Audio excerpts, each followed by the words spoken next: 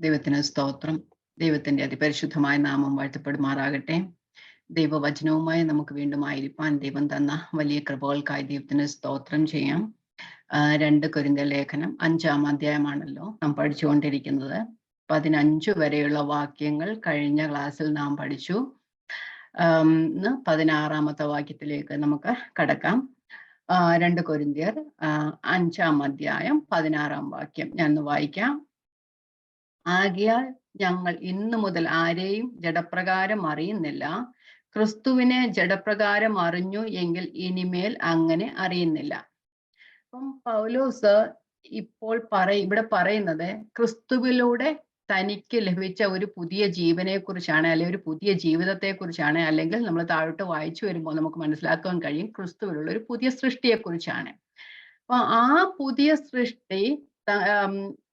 പുതിയ സൃഷ്ടിയിൽ തങ്ങൾ മനുഷ്യരെ അറിയുന്നത് ജഡപ്രകാരം അല്ല, എന്ന് വെച്ചാൽ ലോകപ്രകാരം അല്ല അറിയുന്നത്.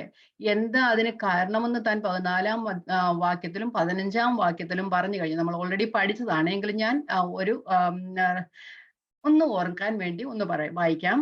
2 കൊരിന്ത്യർ 5:14-15. ക്രിസ്തുവിന്റെ സ്നേഹം ഞങ്ങളെ നിർബന്ധിക്കുന്നു, എല്ലാവർക്കും വേണ്ടി ഒരുവൻ മരിച്ചിരിക്കെ എല്ലാവരും മരിച്ചു എന്നും, ജീവിക്കുന്നവർ ഇനി തങ്ങൾക്കായിട്ടല്ല തങ്ങൾക്ക് വേണ്ടി മരിച്ചു ഉയർത്തവനായിട്ട് തന്നെ ജീവിക്കേണ്ടതിന് അവൻ എല്ലാവർക്കും വേണ്ടി മരിച്ചു എന്നും ഞങ്ങൾ നിർണയിച്ചിരിക്കുന്നു. അപ്പം ഞങ്ങൾ ആരെയും ജഡപ്രകാരം അറിയുന്നില്ല എന്ന് പറഞ്ഞാൽ ലോകപ്രകാരമല്ല ഞങ്ങൾ ഇനി എല്ലാവരെയും അറിയുന്നത്.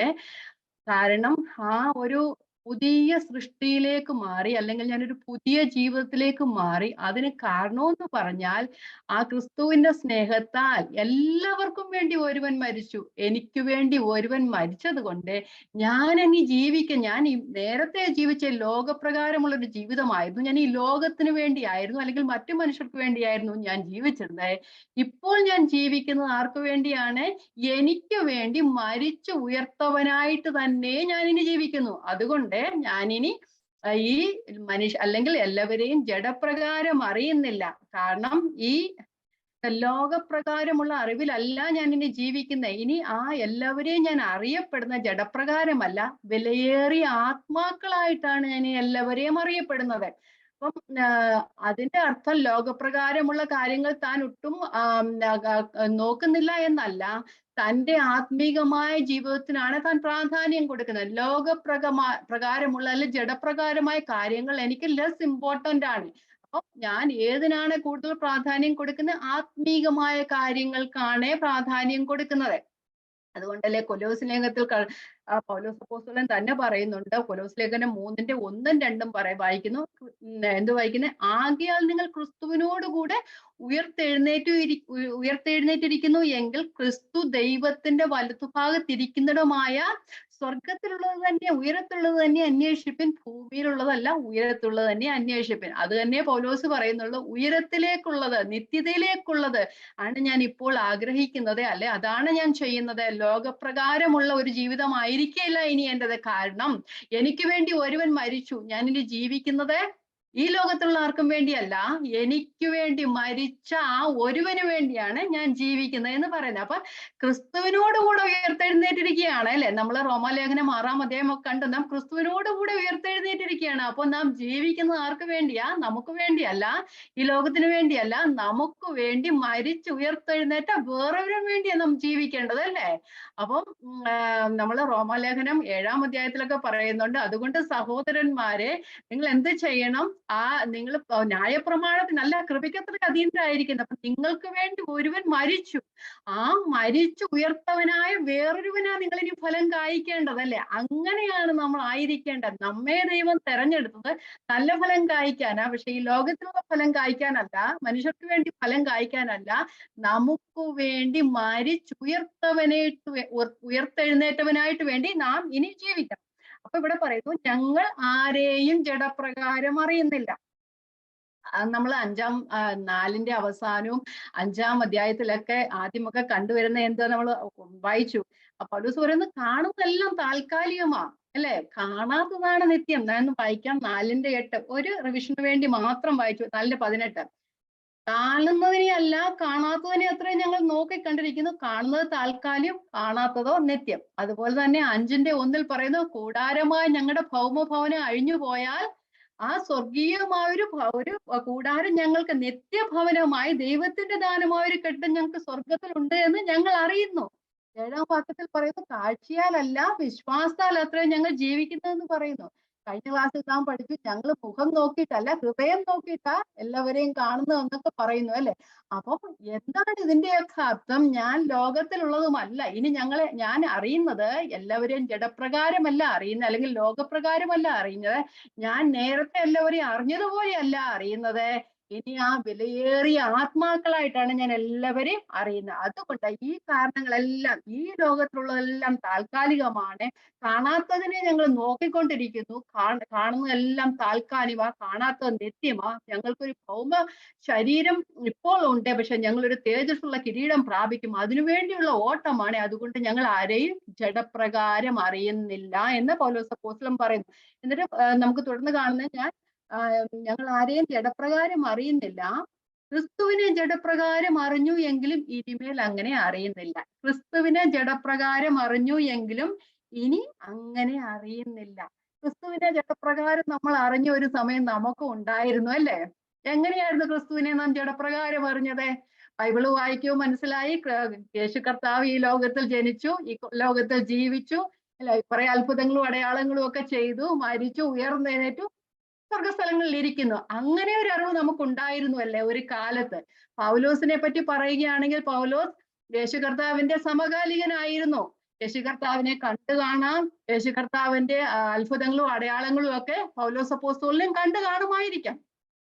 കർത്താവ് ഉയർത്തതിന് എഴുന്നേറ്റ ശേഷം അനേകം ശിഷ്യന്മാരൊക്കെ ദൈവരാജ്യത്തിലുള്ള ക്രിസ്തീയ മതത്തിന് വേണ്ടി, അങ്ങനെ വിഭാഗത്തിന് വേണ്ടി എന്താ ദൈവവചനം പ്രചരിപ്പിക്കാൻ വേണ്ടി കഷ്ടങ്ങളും പീഡനങ്ങളും എല്ലാം ഏറ്റു. അത് പൗലോസിൽ നിന്ന് ഏറ്റതാണ് അല്ലെ. അതെല്ലാം പൗലോസ് ഈ ക്രിസ്ത്യാനികളെ പീഡിപ്പിക്കാൻ വേണ്ടിയിട്ട് അനേകം പ്രയത്നങ്ങൾ ചെയ്ത ഒരു മനുഷ്യനാണ്. അന്നൊക്കെ പൗലോസ് അപ്പോസ്തലൻ കർത്താവിനെ അറിഞ്ഞിരുന്നത് എങ്ങനെയായിരുന്നു? ജഡപ്രകാരമായിരുന്നു അറിഞ്ഞിരുന്നത് അല്ലെ.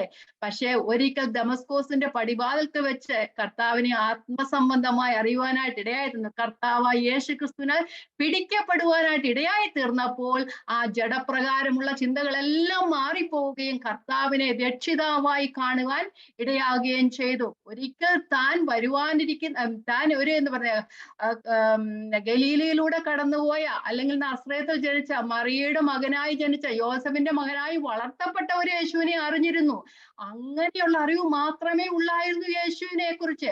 അങ്ങനെ ജഡപ്രകാരം അറിഞ്ഞിരുന്നപ്പോൾ അനേകർ ക്രിസ്തുവിന്റെ പിൻപേ പോയപ്പോൾ ആ പോയവരെ എല്ലാം ഭ്രാന്തന്മാരെന്ന് വെച്ച് പൗലോസ് അപ്പോസ്തലൻ ക്രൂരമായി പീഡിപ്പിച്ചിരുന്നു അല്ലെ. തന്റെ മതത്തിലുള്ളവർ ക്രിസ്തുവിലേക്ക് വന്നപ്പോൾ അവരെ ക്രൂരമായി പീഡിപ്പിച്ചിരുന്ന സമയം ഉണ്ടായിരുന്നു. അത് എന്തുകൊണ്ടായിരുന്നു? താൻ ജഡപ്രകാരം ക്രിസ്തുവിനെ അറിഞ്ഞ സമയമായിരുന്നു. പക്ഷെ ക്രിസ്തുവിനെ മാനുഷികമായ കാഴ്ചപ്പാടിലെല്ലാം അറിഞ്ഞ സമയം കഴിഞ്ഞ് ക്രിസ്തുവിനാൽ പിടിക്കപ്പെട്ടപ്പോൾ താൻ ആ ജഡസ്വഭാവ പ്രകാരമുള്ള കാഴ്ചപ്പാടിലല്ല ക്രിസ്തുവിനെ കാണുന്നത്, ആത്മീക മണവാളനായിട്ടാണ് കാണുന്നത്. തനിക്ക് വേണ്ടി യുഗങ്ങളായി യഹൂദന്മാർ കാത്തിരുന്ന ഒരു മശിഹയായിട്ട്, അല്ലെങ്കിൽ തന്റെ രക്ഷകനായിട്ട്, തന്റെ മണവാളനായിട്ട്, തന്റെ ആ കർത്താവായിട്ട് കാണുവാനായിട്ട് കഴിഞ്ഞു. അതുകൊണ്ടാണ് ഇപ്പോൾ പറയുന്നത്, ഞങ്ങൾ ആരെയും ജഡപ്രകാരം അറിയുന്നില്ല. ക്രിസ്തുവിനെ ഞങ്ങൾ ഒരു കാലത്ത് ജഡപ്രകാരം അറിഞ്ഞിരുന്നു, പക്ഷെ ഇപ്പോൾ ഞങ്ങൾ ക്രിസ്തുവിനെ ജഡപ്രകാരമല്ല അറിയുന്നത്, ആത്മാവിനാലാണ് അറിയുന്നത്. നമ്മളും അങ്ങനെയല്ലായിരുന്നോ? നമ്മൾ പാപങ്ങളിൽ മരിച്ചവരായിരുന്നു.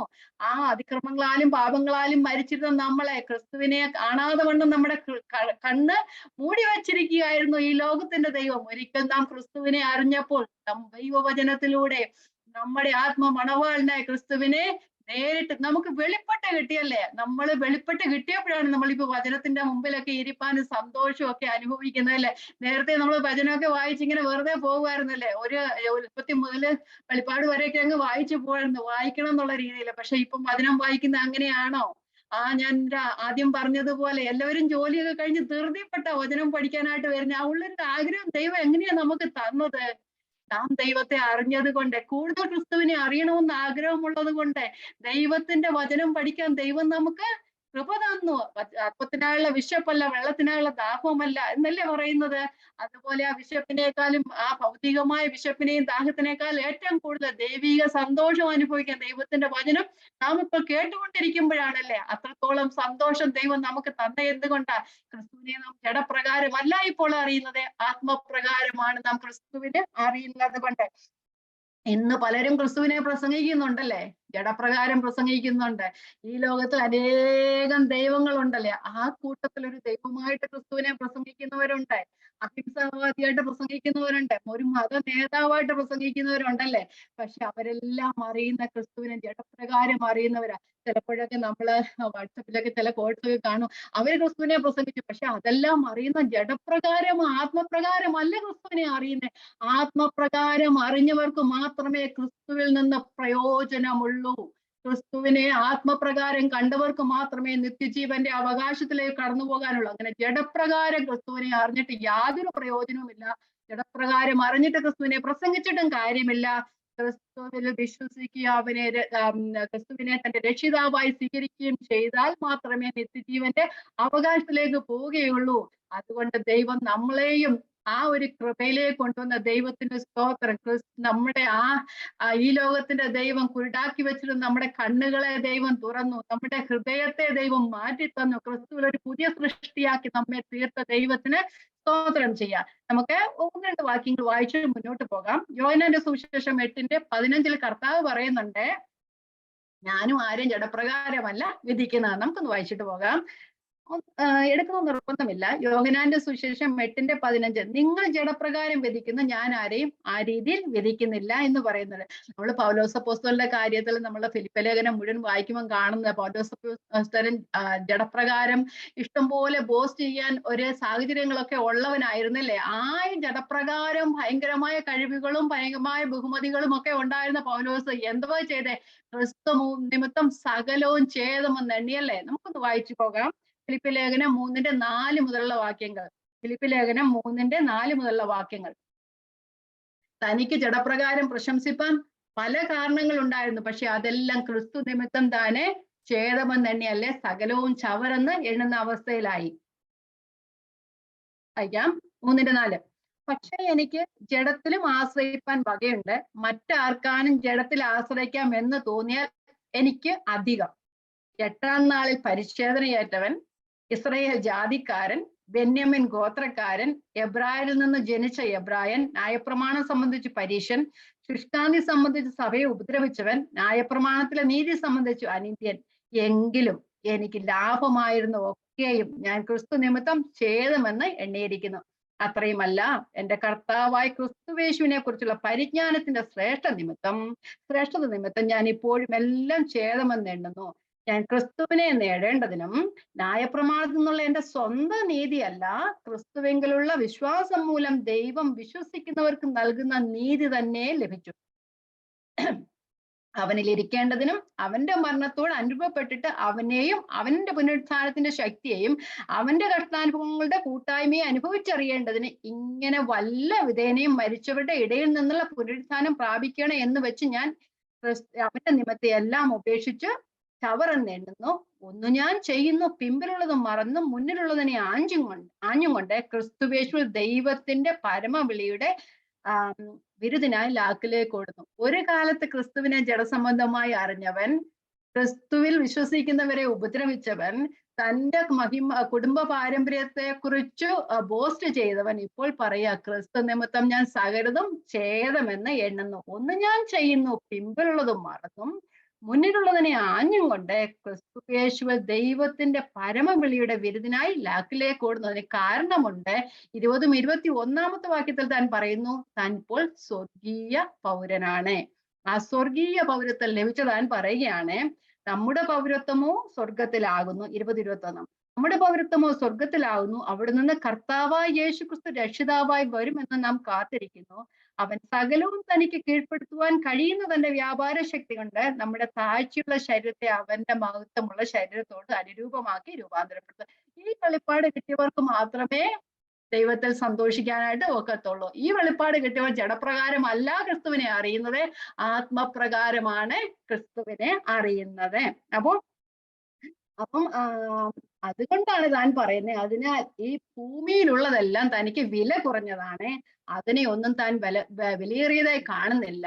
ഞാന് എല്ലാവരെയും അതുകൊണ്ട് ജഡപ്രകാരമല്ല ഞാൻ ഇപ്പോൾ എല്ലാരെയും അറിയുന്നത്, ക്രിസ്തുവിനെ ഞാൻ ഒരിക്കൽ അങ്ങനെ അറിഞ്ഞിരുന്നു, ഇപ്പോൾ ക്രിസ്തുവിനെ ഞാൻ ജഡപ്രകാരമല്ല അറിയുന്നത്. കാരണം തനിക്ക് ഒരു പുതിയ ജീവിതം ക്രിസ്തുവിൽ ഉണ്ടായി. അതാണ് താൻ 17-ാമത്തെ വാക്യത്തിൽ പറയുന്നത്. നമുക്ക് 17-ാമത്തെ വാക്യം വായിക്കാം.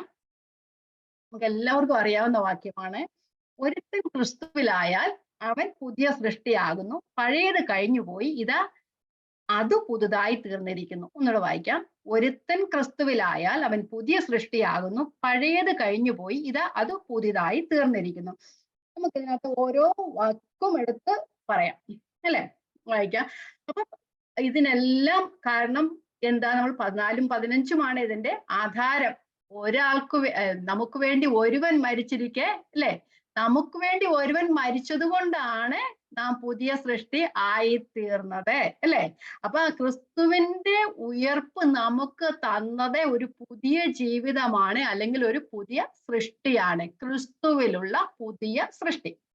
അപ്പൊ അതിനകത്ത് പറഞ്ഞ ഒരു ആദ്യത്തെ വാക്ക് ഒരുത്തൻ, ഒരുവൻ, ഇഫ് എനിവൺ, അല്ലെ? ഒരുവൻ. അപ്പൊ ഇത് എല്ലാവർക്കും ഉള്ളതാണ്. എല്ലാവർക്കും ക്രിസ്തുവിനെ വേണം. ക്രിസ്തുവിനെ വേണ്ടാത്ത ആരുമില്ല, അല്ലെ? ജാതിയോ വർണ്ണമോ വർഗമോ ലിംഗഭേദമന്യേ എല്ലാവർക്കും ക്രിസ്തുവിനെ വേണം. ഈ ലോകത്ത് ജനിച്ച ഒരു മനുഷ്യനും ആദമിന് ശേഷം ആദമിന്റെ പാപം കഴിഞ്ഞിട്ട് ജനിച്ച എല്ലാവർക്കും ക്രിസ്തുവിനെ വേണം, അല്ലെ? ക്രിസ്തുവിനെ വേണ്ടാത്ത ഒരു മനുഷ്യനും ഇല്ല. റോമാലേഖനം പറയുന്നു ഒരു വ്യത്യാസവുമില്ല, എല്ലാവരും പാപം ചെയ്ത് ദൈവതേജസ് നഷ്ടപ്പെട്ടിരിക്കുന്നു. വായിക്കാം. റോമാലേഖനം 3:23. യവനന്മാർക്കും വേണം യഹൂദന്മാർക്കും വേണം ക്രിസ്തുവിനെ. റോമലേഖനം 3:23 മുതലുള്ള വാക്യങ്ങൾ. ഒരു വ്യത്യാസവുമില്ല, എല്ലാവരും പാപം ചെയ്തു ദൈവ തേജസ് ഇല്ലാത്തവരായി തീർന്നു. ആദമിന്റെ പാപത്താൽ എല്ലാവരും ദൈവ തേജസ് നഷ്ടപ്പെട്ടു. എല്ലാവരും പാപം ചെയ്ത് നഷ്ടപ്പെട്ടു. ഞാൻ പാപം ചെയ്തില്ല എന്ന് ആർക്കും പറയാനൊക്കില്ല. അവന്റെ കൃപയാൽ ക്രിസ്തുവേശുവിങ്കലെ വീണ്ടെടുപ്പ് മൂലം സൗജന്യമായി ഇത്ര നീതീകരിക്കപ്പെടുന്നത്. അല്ല, യഹൂദന്മാരുടെ ദൈവം മാത്രമോ? ജാതികളുടെയും ദൈവമല്ലയോ? അതേ, ജാതികളുടെയും ദൈവമാകുന്നു. ദൈവമേകനല്ലോ. അവൻ വിശ്വാസം മൂലം പരിശാലനക്കാരെയും വിശ്വാസത്താൽ അഗ്രചർമ്മികളെയും നീതീകരിക്കുന്നു. അപ്പൊ യഹൂദന്മാർക്ക് മാത്രമായിട്ടൊരു ദൈവമില്ല, ജാതികൾക്ക് മാത്രമായിട്ടൊരു ദൈവമില്ല, എല്ലാവർക്കും ദൈവത്തെ വേണം, എല്ലാവർക്കും ക്രിസ്തുവിനെയും വേണം. അപ്പൊ ആർക്കാണ് വേണ്ടത്? ഒരുത്തൻ എന്ന് പറഞ്ഞ ഇഫ് എനിവൺ, എല്ലാവർക്കും ക്രിസ്തുവിനെ വേണം. പക്ഷെ വിശ്വസിക്കുന്നവർക്ക് മാത്രമേ ക്രിസ്തു ഉള്ളൂ, അല്ലെ? യഹൂദന്മാർക്കും ക്രിസ്തുവിനെ ആവശ്യമാണ്, ജാതികൾക്കും ക്രിസ്തുവിനെ ആവശ്യമാണ്, എല്ലാവർക്കും ക്രിസ്തുവിനെ ആവശ്യമാണ്. അപ്പം രണ്ടാമത്തെ വേർഡ് നമ്മൾ അവിടെ കാണുന്ന ക്രിസ്തുവിൽ. ഒരുത്തൻ ക്രിസ്തുവിലായാൽ, അല്ലെ? അപ്പൊ ക്രിസ്തുവിൽ എന്ന ആള്, ഇൻ ക്രൈസ്റ്റ്, അത് ആ പുതിയ സൃഷ്ടി, എന്താ പറയുന്നത്, ആ ക്രിസ്തുവിലെ പുതിയ സൃഷ്ടി വിശ്വസിക്കുന്നവർക്ക് മാത്രമുള്ള വാഗ്ദത്തമാണ്. അപ്പൊ ക്രിസ്തുവിൽ എന്ന പദമാണ് ആ സെന്റൻസിന് മുഴുവൻ ഒരു എന്താ പറയുന്നത് ഇമ്പോർട്ടന്റ് ആയിട്ടുള്ള വേർഡ് ആ ക്രിസ്തുവിൽ എന്ന പദമാണ്, അല്ലെ? അപ്പൊ ക്രിസ്തുവിൽ എന്നതിനാണ് പ്രാധാന്യം, ആരിൽ എന്നതിനാണ് പ്രാധാന്യം. കാരണം ക്രിസ്തുവിലായാൽ മാത്രമേ പുതിയ സൃഷ്ടി ആകാനായിട്ട് ഒക്കെയല്ലേ. ക്രിസ്തുവാണ് നമ്മെ പുതിയ സൃഷ്ടി ആക്കി തീർക്കുന്നത്. ക്രിസ്തുവിലാണ് നാം പുതിയ സൃഷ്ടി ആയിത്തീരുന്നത്. അപ്പൊ ഇൻ ക്രൈസ്റ്റ്. അപ്പം നമ്മള് എന്താ പറയുന്നത്, നമ്മള് ക്രിസ്തു മതത്തിലായിരിക്കുകയല്ല വേണ്ടേ, ആരിലും മറ്റൊന്നിലും ആയിരിക്കുകയല്ല വേണ്ടേ, ക്രിസ്തുവിലായിത്തീരുക എന്നാണ്. ക്രിസ്തീയ മതത്തിൽ എന്നൊക്കെ പറയാം, പക്ഷെ ക്രിസ്തീയ മതത്തിൽ വിശ്വസിക്കുന്ന എല്ലാവരും ക്രിസ്തുവിലായി തീർന്നിട്ടില്ല. ക്രിസ്തുവിലായാൽ മാത്രമേ ഒരു പുതിയ സൃഷ്ടി ആയുവാനായിട്ട് കഴിയുള്ളൂ. നമുക്ക് ബൈബിളിൽ അനേകം സ്ഥലത്ത് ഈ ക്രിസ്തുവിൽ എന്ന പ്രയോഗം കാണാം, അല്ലെ? ക്രിസ്തുവിൽ എന്ന പ്രയോഗം ഏറ്റവും കൂടുതൽ കാണപ്പെടുന്നത് എഫെസ്യ ലേഖനം 1-ാം അധ്യായത്തിലാണ് നമുക്ക് കാണുവാനായിട്ട് കഴിയും, അല്ലെ? ഒത്തിരി പ്രാവശ്യം കാണുന്നത്. അപ്പൊ ക്രിസ്തുവിൽ നമ്മൾ ആയിരിക്കുമ്പോൾ നമുക്ക് കിട്ടുന്ന പ്രതിഫലങ്ങൾ എന്താ? എഫെസ്യ ലേഖനം 1-ാം അധ്യായം പറഞ്ഞിരിക്കുന്നത് ക്രിസ്തുവിലാണ് നമുക്ക് സ്വർഗത്തിലെ സകല ആത്മീയ അനുഗ്രഹങ്ങളും ലഭിക്കുന്നത്, അല്ലെ? ക്രിസ്തുവിലാണ് നമുക്ക് സ്വർഗത്തിലെ സകല ആത്മീയ അനുഗ്രഹങ്ങളും ലഭിക്കുന്നത്. ആ ആത്മീയ അനുഗ്രഹങ്ങൾ ഏതൊക്കെയാണെന്നാണ് എഫെസ്യ ലേഖനം 1-ാം അധ്യായം 3 മുതലുള്ള വാക്യങ്ങൾ പറയുന്നത്. ഒന്ന് വായിച്ചു പോകാം. നമുക്ക് എല്ലാവർക്കും അറിയാവുന്നതാണ്, എങ്കിലും ഞാൻ വായിക്കാം. അപ്പൊ ക്രിസ്തുവിലാകുക നമ്മൾ ക്രിസ്തുവിലാകുക എന്ന് പറഞ്ഞാൽ ക്രിസ്തുവിൽ വിശ്വസിക്കുക, ക്രിസ്തുവിന്റെ യാഗമരണത്തിൽ വിശ്വസിക്കുക, ക്രിസ്തുവിന്റെ മരണ അടക്ക പുനരുത്ഥാനത്തിൽ വിശ്വസിക്കുക, ക്രിസ്തു എനിക്ക് വേണ്ടി മരിച്ചു ഉയർത്തെഴുന്നേറ്റു എന്ന് നാം വിശ്വസിക്കുക, അല്ലെ? എന്റെ പാപങ്ങൾക്ക് പരിഹാരമായി അങ്ങനെ ക്രിസ്തുവിലായി തീർന്നവർക്ക് ഉള്ള സ്വർഗീയ അനുഗ്രഹങ്ങളാണ്, സ്വർഗത്തിലെ സകല ആത്മീയ അനുഗ്രഹങ്ങളെന്നും എഴുതിയിരിക്കുന്ന അനുഗ്രഹങ്ങളാണ് എഫെസ്യ ലേഖനം 1-ാം അധ്യായത്തിൽ പറയുന്നത്. ഞാൻ വായിക്കാം. എഫെസ്യ ലേഖനം 1-ാം അധ്യായം 3 വാക്യങ്ങൾ. സ്വർഗത്തിലെ സകല ആത്മീയ അനുഗ്രഹത്താലും നമ്മെ ക്രിസ്തുവിൽ അനുഗ്രഹിച്ചിരിക്കുന്ന നമ്മുടെ കർത്താവായ യേശു ക്രിസ്തുവിന്റെ ദൈവവും പിതാവുമായവൻ വാഴ്ത്തപ്പെട്ടവൻ. ക്രിസ്തുവിലുള്ളവർക്ക് മാത്രമുള്ള അനുഗ്രഹങ്ങളാണ്. എന്താണ്? നാം തന്റെ സന്നിധിയിൽ വിശുദ്ധരും നിഷ്കളങ്കരും ആകേണ്ടതിന് അവൻ ലോകസ്ഥാപനത്തിന് മുമ്പേ നമ്മെ അവനിൽ തെരഞ്ഞെടുത്തു, ക്രിസ്തുവിൽ തെരഞ്ഞെടുത്തു. തിരുഹിതത്തിന്റെ പ്രസാദപ്രകാരം യേശു ക്രിസ്തു മുഖാന്തരം നമ്മെ ദത്തെടുക്കേണ്ടതിന് അവൻ പ്രിയനായവനിൽ, ക്രിസ്തുവിൽ നമുക്ക് സൗജന്യമായി നൽകിയ തന്റെ കൃപാമഹത്വത്തിന്റെ പുകഴ്ചയ്ക്കായി സ്നേഹത്തിൽ നമ്മെ മുൻനിയമിക്കുകയും ചെയ്തുവല്ലോ. അവനിൽ, ക്രിസ്തുവിൽ നമുക്ക് അവന്റെ രക്തത്താൽ അതിക്രമങ്ങളുടെ മോചനം എന്ന വീണ്ടെടുപ്പുണ്ട്. അത് അവൻ നമുക്ക് താൻ ധാരാളമായി കാണിച്ച ധനപ്രകാരം സകല ജ്ഞാനവും വിവേകവുമായി നൽകിയിരിക്കുന്നു.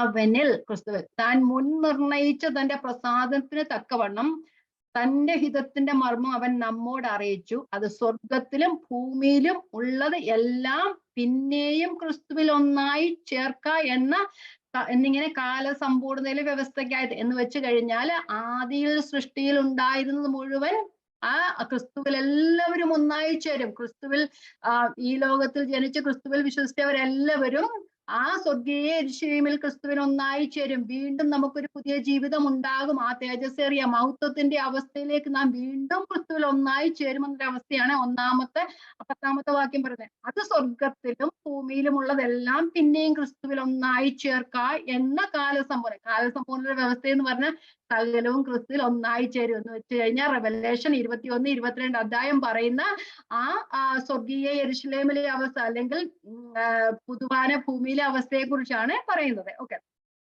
അത് കഴിഞ്ഞ് 11-ാം വാക്യം, അവനിൽ നാം അവകാശവും പ്രാപിച്ചു, തന്റെ ഹിതത്തിന്റെ ആലോചന പോലെ സകലവും പ്രവർത്തിക്കുന്നതിന്റെ നിർണയപ്രകാരം മുൻ നിയമിക്കപ്പെട്ടത് മുൻകൂട്ടി ക്രിസ്തുവിൽ ആശവെച്ചവരായ ഞങ്ങൾ അവന്റെ മഹത്വത്തിന്റെ പുകഴ്ചയ്ക്കാകേണ്ടത് തന്നെ. ഇനി അങ്ങോട്ട് 14 വരെയുള്ള വാക്യങ്ങളെല്ലാം പറയുന്നത് ഞാൻ എല്ലാം വായിക്കുന്നില്ല. അപ്പൊ എല്ലാം ക്രിസ്തുവിലാണ് നമുക്ക് ലഭിക്കുന്നത്. സ്വർഗത്തിലെ സകല ആത്മീയ അനുഗ്രഹങ്ങളാൽ നമുക്ക് വേണ്ടി ദൈവം ലോകസ്ഥാപനത്തിനു മുമ്പേ മുൻനിയമിച്ചു വെച്ചിരുന്നു. നമ്മെ മുൻനിയമിച്ചു, നമ്മെ ദത്തെടുത്തു, നമ്മെ വിളിച്ചു, നമ്മെ വീണ്ടെടുത്തു, നമ്മെ തന്റെ മക്കളാക്കി തീർത്തു. എങ്ങനെ മക്കളാക്കി തീർത്തു? ക്രിസ്തുവിന്റെ രക്തത്താൽ നമ്മുടെ പാപങ്ങളെ കഴുകി ദൈവം നമ്മെ മക്കളാക്കി തീർത്തു. അതുപോലെ തന്നെ പരിശുദ്ധാത്മാവിനെ നമ്മെ മുദ്രയിട്ട്, ഇനി എന്തിനു വേണ്ടിയാ വെച്ചിരിക്കുന്നത്? ആ മുദ്ര എന്ന് പറയുന്നത് നമ്മുടെ ഒരു ഗ്യാരണ്ടിയാണ്. എന്തിലേക്കുള്ള ഗ്യാരണ്ടി?